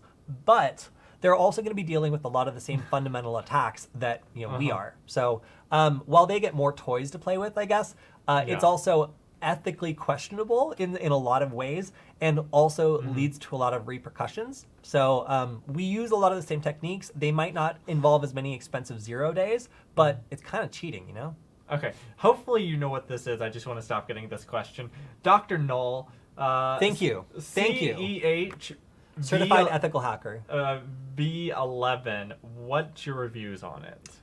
So the V11 is the certified ethical hacker certification. CEH is a good cert to get. Like, it shows people you're serious. It's as good as any other cert. Like, I'm sorry I don't have more to say about it. As I said, I don't personally have any certifications, but I have checked that one out, and it looks very common sense for the stuff it requires you to know. So for knowing that you don't have any giant holes in your education and showing other people that as well, I think it's a good route to go if you can afford it. Are we certified ethical hackers? I'm not. I am not a certified ethical anything. Oh dear Lord. Okay. How long is the live stream going on? It's going until I end it. Yeah, basically we were going to do an hour, but this is fun. So then we were going to do an hour 30, but this is fun. So we're probably going to cut this off in about like 10 or 15 minutes. But frankly, you guys have great questions, and like, we don't know when we'll get to do this again. So, you know, if you guys want to join us on some other streams, again, please check out the Security Forward channel, where we do streams twice a week. That's our thing, doing live streams and semi-live streams. So Some of them are going to be completely live. Some of them will be recorded like a couple hours before just to prevent anything from going wrong. And make sure I have time to blur. We've doxed ourselves like 6 times, so we have to do that for the OSINT stuff. Yeah. But you'll be able to get access to these styles of streams and keep up with us, so yeah. A quick definition of what a 0-day is. 0-day is just a vulnerability that's never been seen in the wild before. Right, so in computers nowadays, if I'm a researcher and I find a flaw that's really when severe... you're inside a computer. No. If I find a vulnerability that nobody else knows about that allows me to do something really catastrophic on a system, then I can turn around and sell that vulnerability to someone who will weaponize it into a tool to do something bad, like a nation state, for millions of dollars. And that's generally what like the military will do, or also some private companies in like Israel and other places will just like specialize in buying these up, weaponizing them, and selling them, sometimes to countries with questionable human rights records. So a lot of this stuff can potentially be used to harass and target journalists or minorities. So it does have a dark side, but a lot of the time countries like the United States or China or other major players will hoard these 0-day vulnerabilities and create tools that allow them to do stuff that nobody else can do. Arguably, this is ethically dubious because they're also making their own populations more vulnerable to the same kinds of hacking by keeping these things secret and not fixing the flaws that everybody else in their whole country has. So stockpiling 0-day vulnerabilities is a double-edged sword. It means that your entire population is vulnerable to the same problems that you're taking advantage of to strike out against other people. Because, I mean, you can't secretly fix all your own people's stuff and like not tip other people on to the fact that something's wrong. Captain Dr. Null, why don't you blink? It's been 1.5 hours. Okay, I did 1 blink, which is roughly my average per hour. So if we go for another, like half hour, It's editing I magic. will have to blink again, and I will make sure that you guys see it. If I feel it coming on, I'll make sure to draw attention to it. But we only budgeted 1, and it does take an exhausting amount of processing power. For some reason, it's just hard to fake it. Getting both eyes to go down at the same time, it's just a lot of work. Put links in your description. Yes, I'll put links in the description as much as I'm allowed to. And also I'll try to make chapters for this afterwards. Yeah, thank you. But that means I have to watch this for 1.5 hours again. No, we're not going to put our IP out right now. What do you think we are? Please give your whole address. No, we're in the air right now. Okay, so I can get some of these questions out of the way. The Mozilla Firefox VPN. Have you heard about that? What do you I have not heard about it, but I do trust the folks at Mozilla. I've met them at multiple conferences, and I really like the people that they hire. So in general, I would say the Mozilla people are pretty good and much more to be trusted than like the Facebook VPN, which is not a VPN, by the way. You're just giving stuff directly to Facebook. Dr. Null, I'm having trouble running Routersploit. It keeps crashing out after I run ARP scan. That's a very technical question. No. Yeah. So with Routersploit, there's some modules that are a little funky. So I would recommend, if you know the host, just attempt to connect directly to it and don't do the ARP scan on it. You can do an ARP scan, just do an ARP scan outside of Routersploit and then just feed in the IP address. I've never had any problems with Routersploit when it's properly installed, but then again, it's a program that gets older and older, like as long as it's not updated. Okay. Have you tried out the Wi-Fi Pineapple Mark 7? I haven't gotten one yet, but one is supposedly on its way. We work with Hak5, so we usually get early access to tools, but I slipped up on this one and didn't order yet. So unfortunately, I don't have a new Wi-Fi Pineapple to show you guys yet, but we will. Professional procrastinator here. Yeah. It makes my job a joy. Happy to see you back. Yes. Oh, thank They're all you. happy to see you. We're happy to see you too. What is the average age of getting into cybersecurity? Oh, I think man. you had talked about this briefly before. Like, if we were to average it out, it would be maybe in the early 20s, like 22 to 24. But frankly, like, I am got into cybersecurity very late. There's lots of people that change careers that already have great backgrounds that help them in their hacking career. And as for, like people that are getting started very young, I've seen people get started at 14, 15, and already have an impressive portfolio of stuff that they've made just from their brain. So okay. Are there any, well, and also along those lines, you can check out the video we did on Hak5 about hacking career, or this was another question. I'm sorry, Cyberpad says the thing in the middle is so distracting. Are you talking about our mascot? Our penguin? Look at this thing. I'm sorry. The Null Byte penguin. From day one at Null Byte, I looked at that penguin, I'm like, this fat penguin looks sketchy. Yeah. And like slowly over the years, I've started to like grow more and more attached to this weird matrix penguin that existed at Null Byte before I ever did.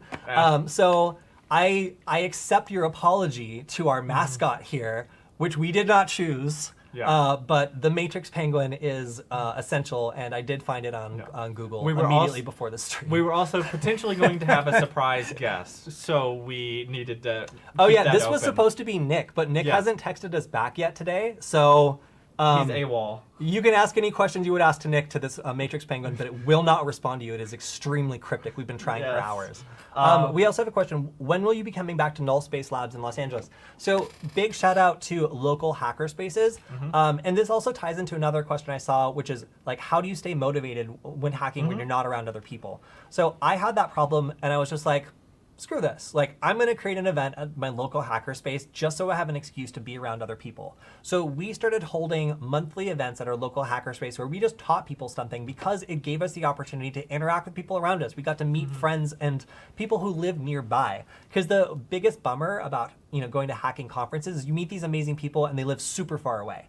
And you never get to see them until you go to the next hacker conference, and you kind of get demotivated. So getting involved in your local youth center or hacker space, to me, was the best way to start growing a little community around and stay motivated when it comes to hacking, just by talking to people about it who really like it, and also by just doing all sorts of cool stuff. Okay, are there any OSINT tools to investigate the Tor network? Sorry. And we're not coming back to Los Angeles anytime soon because of the pandemic. So currently we live in the middle of nowhere. We just picked a state that's far away from all the disasters that are happening, the civil unrest and the fires and the earthquakes and the coronavirus, all that stuff. We're hiding from 2020. Yeah, so we're literally just in the mountains somewhere, in the woods, riding this one out. So unfortunately, we won't be able to see our friends at Null Space Labs for a while, or infect them with coronavirus. Yeah. So we will be coming back at some point. I still have a spot in Los Angeles, so we're going to be coming back there once things chill out a bit. So we hope to see anybody in Los Angeles or the SoCal area at our events there. When there's a vaccine. When there's a vaccine. But in the meantime, we do online events through Null Space Labs. So if you ever want to check one of those out, you can check out the links in Hak5 and we'll be posting any classes we do. I believe we're probably doing one next month or so. Yeah. So you can check that out if you want to see some of our events we would have done in person at Null Space, but we'll have to do remotely. Okay, so I started asking this before. OSINT tools for the Tor network. Do you know anything about that? Oh man, we had some good ones and I forgot them. Our other writer, Ian, is in particularly really good at dark web stuff. So using the Tor network, fingerprinting websites that have sprung up on Tor. So I would really recommend checking out some of the stuff by Ian. Oh my God, what is his screen name? Tachyon. So check out articles on Null Byte by Tachyon because they cover some tools you can use to identify who might be behind a darknet website. I clarified this before.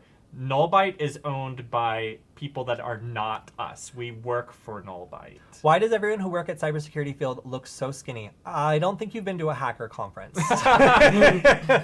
We are an outlier. There's the typical people who are white skinny guy in a hoodie and okay, we might fit that stereotype. Yeah. But when we go to hacking conferences, we see people of every shape, size, and color. I don't have a hoodie. And some of them are quite rotund. So, not everybody is so skinny. But also it's because, we're too busy coding to eat.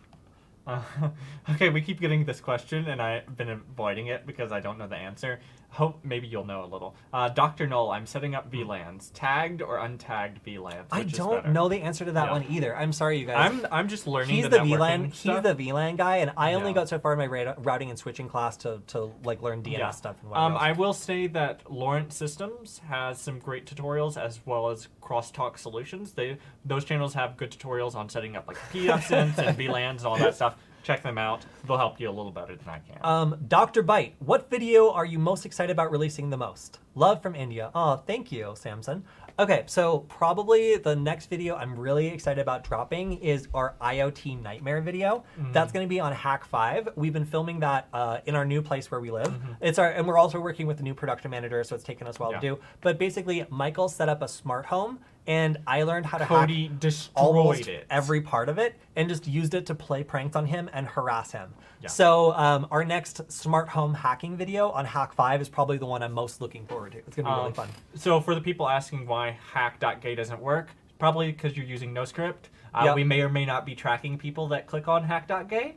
We're just doing analytics. It's Yes. called analytics, gentlemen. It's not tracking. We need to know where our Marketing here. viewers live, what system they're using, all their details. But no, genuinely, Again, every website if you go does this. past that, you'll be able to get to the links to our other content, the security forward channel. And Michael can also and all drop in that. the link tree to the Redia channel directly. So go ahead and do that. And you Redia. guys can cruise over Oh, that. gosh. There's no tracking, so we won't get to see how many of you are Yeah. actually looking at our links, which is very sad. And we might Yeah. even have to get the professional version of Linktree, which would be $6, you guys. Yeah, I dropped in the Redia. So here's the Linktree. tracking free version of all of our links if you guys want Yeah. to follow us and do all that I great think stuff. that still works. Yeah, that works. Have you met any anonymous hacker? Any hacker whose name I don't know is anonymous, so yes, I have. Okay. We teach bug bounty basics. Thank you. Thanks.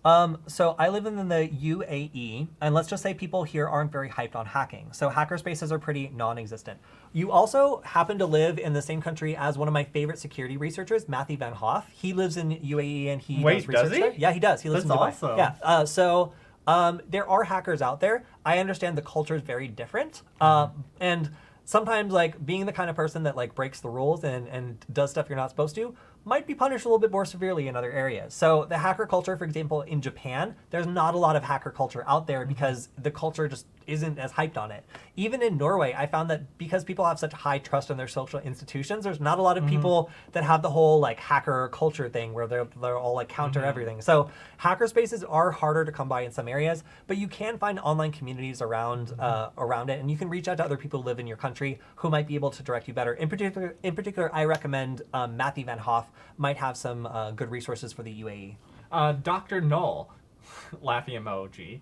What do you think about the social engineering and the future impact of social engineering in the cybersec field? Love from Sri Lanka. You forgot that part. Hi, Sri Lanka.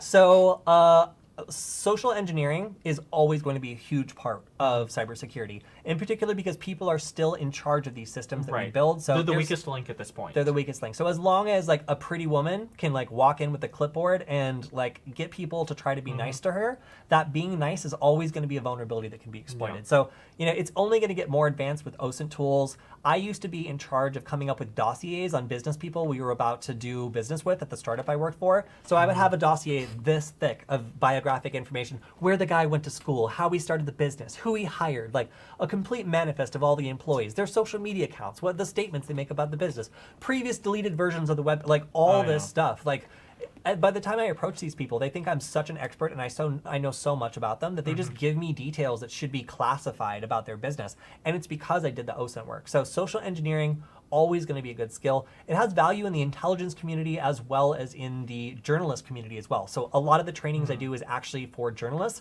It also has a lot of applications in the law enforcement community. I have some feelings about that because some of this gets around due process where you should need to have a warrant to dig some of this information up. So I typically teach more journalists than I do like police officers, but that's not to say that it's not an incredibly popular field in law enforcement as well. Yeah.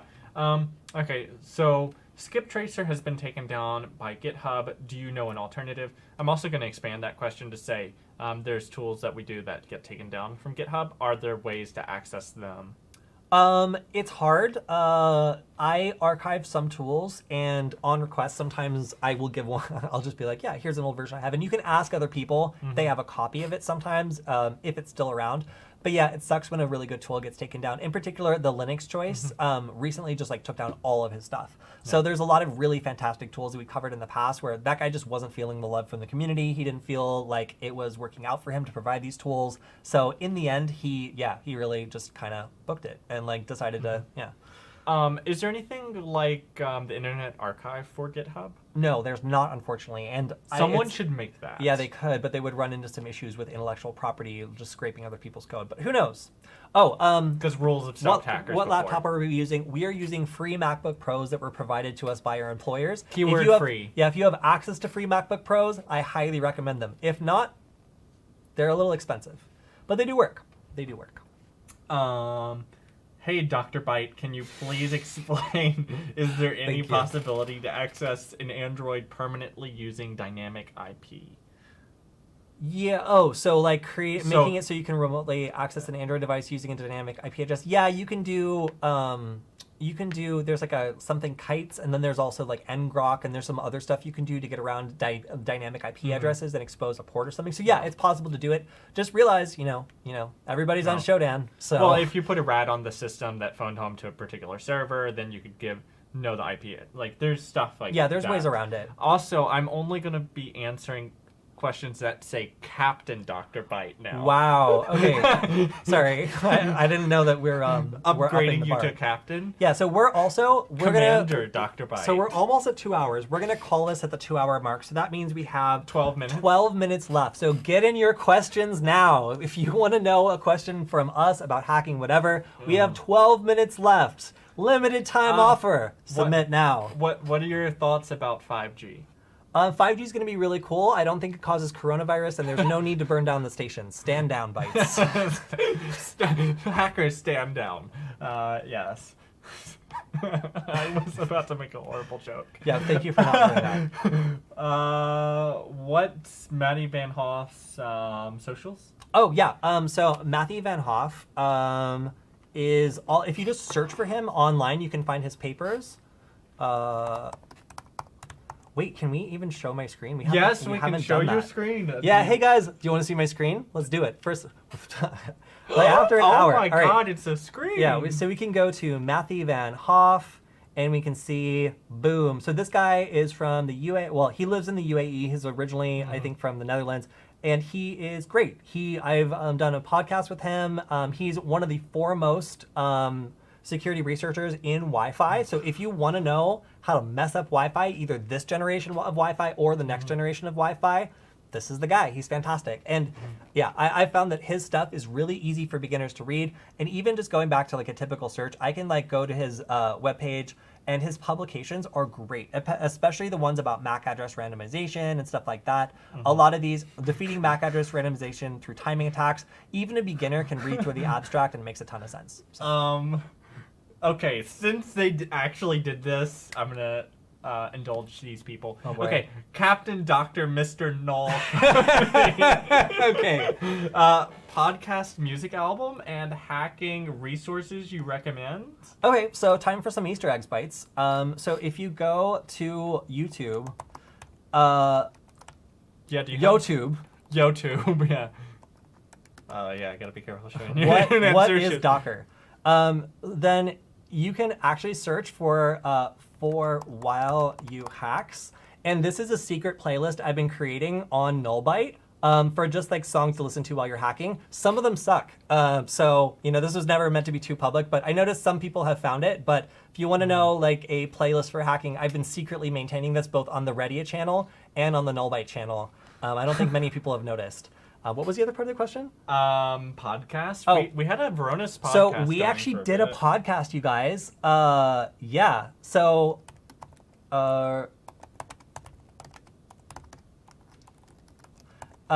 we ended up shutting this down. I misspelled this, but here you go. So we did an awesome podcast, if I don't say so myself.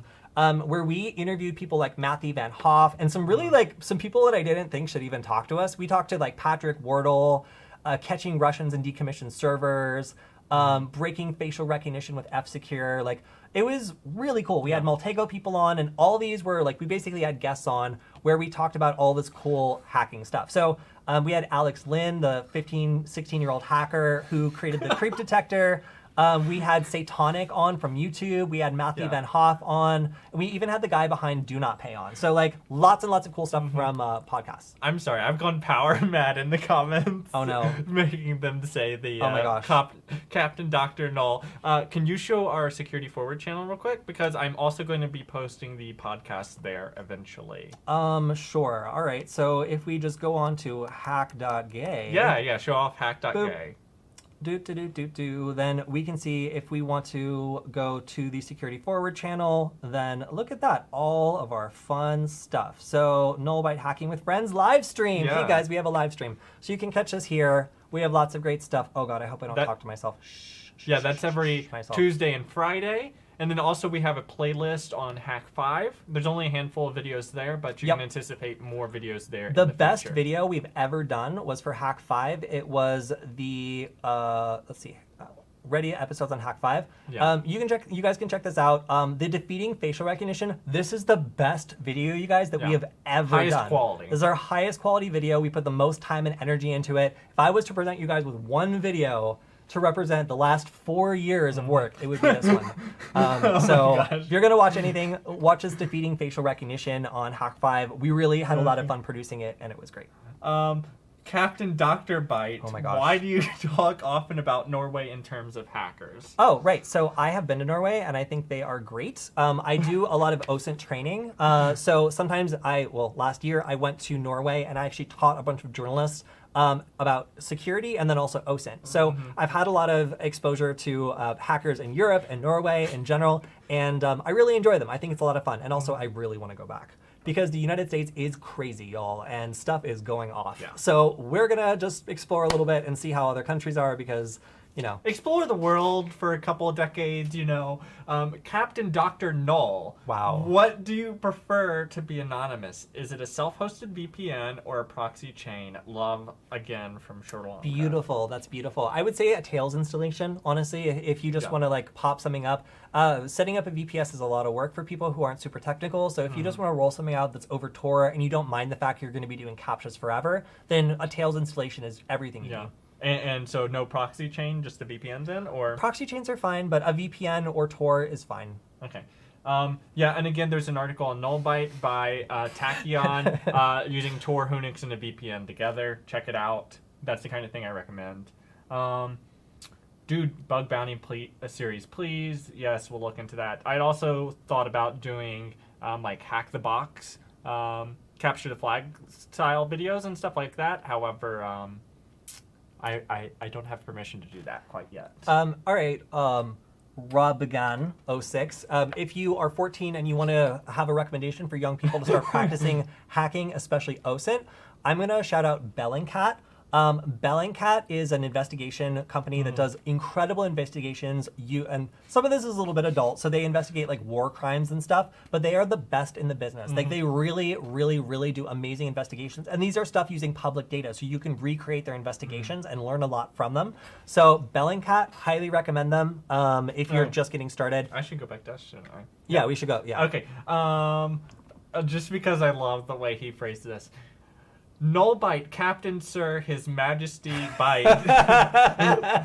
Do you plan on having Glitch Tech on a podcast? He is a regular in Hak5. Also, I'm personally expanding this question about doing collaboration. So hey, that's such a good idea. So I think we would probably do a live stream with him first on the Security Forward channel. I think we'll do that. I think I'll reach out to him because I love Glitch. We met him at Hak5 when we were all at Defcon, like working together. So it was super, super cool to meet some other creators, and I love the work that he does. I believe he's also currently like around the country in like a hacker van, which I think is also amazing. So yeah, I would love to do a collaboration with Glitch. I think he's super cool, and the work that he does is awesome. So maybe we could do some sort of drone hacking thing or something like that. Captain Dr. Null, is there a way to view network traffic besides your own using Wireshark on a Windows machine?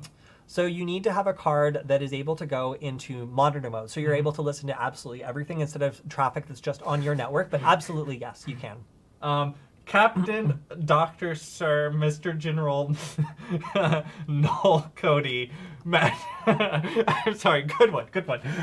What specs do you recommend? I'm assuming for computers. Honestly, you really don't need that many great specs on a computer. You can use like a crappy Kali Pi computer to learn hacking. The only time you really need great specs is if you're going to do a lot of like password brute forcing or hashing and cracking on your own computer, and then that's when you need a really good GPU.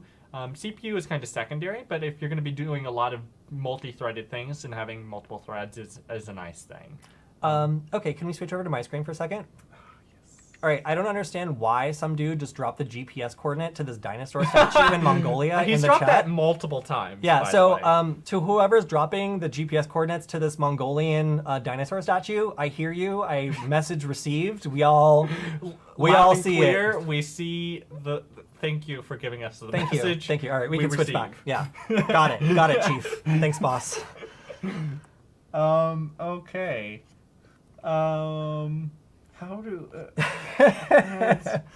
Okay, I think we need to start wrapping up because we've got 2 minutes left. I think we can take like 1 or 2 more questions and then we got to go. But again, thank you so much for all of your comments. Like, this is so much fun. I wish we would have done this earlier, but now that the show is so big, I think it makes sense to reach out and just say thank you guys for getting us here. Thank you for making such a difference in getting us to stick to this and making sure that we feel welcome. This is incredibly hard to do, and this is not always a welcome thing to start. So the only thing I'm going to say is, 1, thank you, and 2, if there's any other like cybersecurity creators who are up and coming, even if they're not perfect yet, please give them the same treatment you gave us. We need more diversity and we need more people who do this sort of work. So just, you know, be nice to new creators, help them out, and welcome them into the cybersecurity community, because I know a lot of you guys have your own channels or you're also creating content. I see you guys when you post your links, and I try to comment whenever I see really good stuff. So if you're also a creator that's been inspired by our channel, just know that, yeah, this can be really, really fun, and it's really great to be able to just communicate with all of you and, yeah, actually get to say hello. Captain, Dr. Sergeant, Sir, Null. Oh my God. How does one redirect their traffic?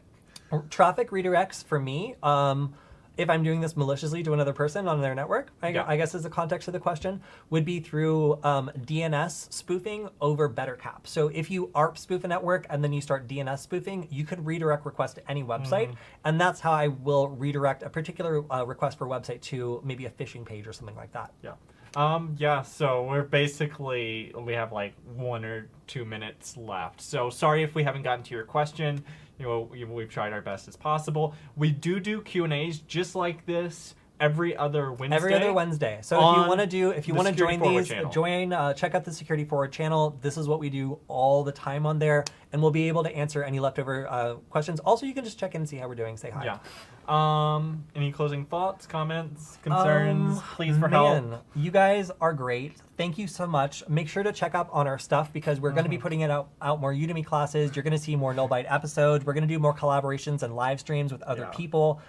We really want to keep this community together and keep growing. So stay tuned to our Hak5 content. We're going to be releasing new stuff there. We're going to be doing great things on the Security Forward channel. And yeah, stay tuned for some surprises on Null Byte as well. It's going to be really fun. I promise next time, the more creative your title for Kody, the more likely I'll let's not start that. Let's not start that. I started the blinking thing. I'm going to start this still. Just want to say, in particular, thank you to our regulars also. I noticed the Real Zam and Thesis.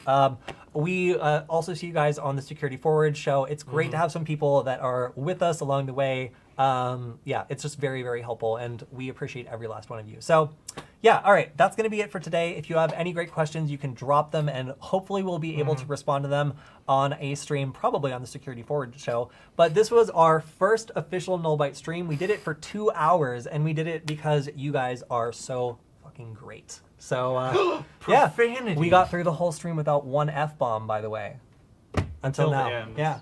Going out with a bang. All right, guys, thank you for joining us. I'm going to go ahead and get back to work hacking these computers. Oh, dear God. So, if you'll excuse me... Please tell him this is the worst joke ever and not to do it again. No. I have a lot of stereotypes to fulfill. It almost prevented us from going live on time. No. This is very...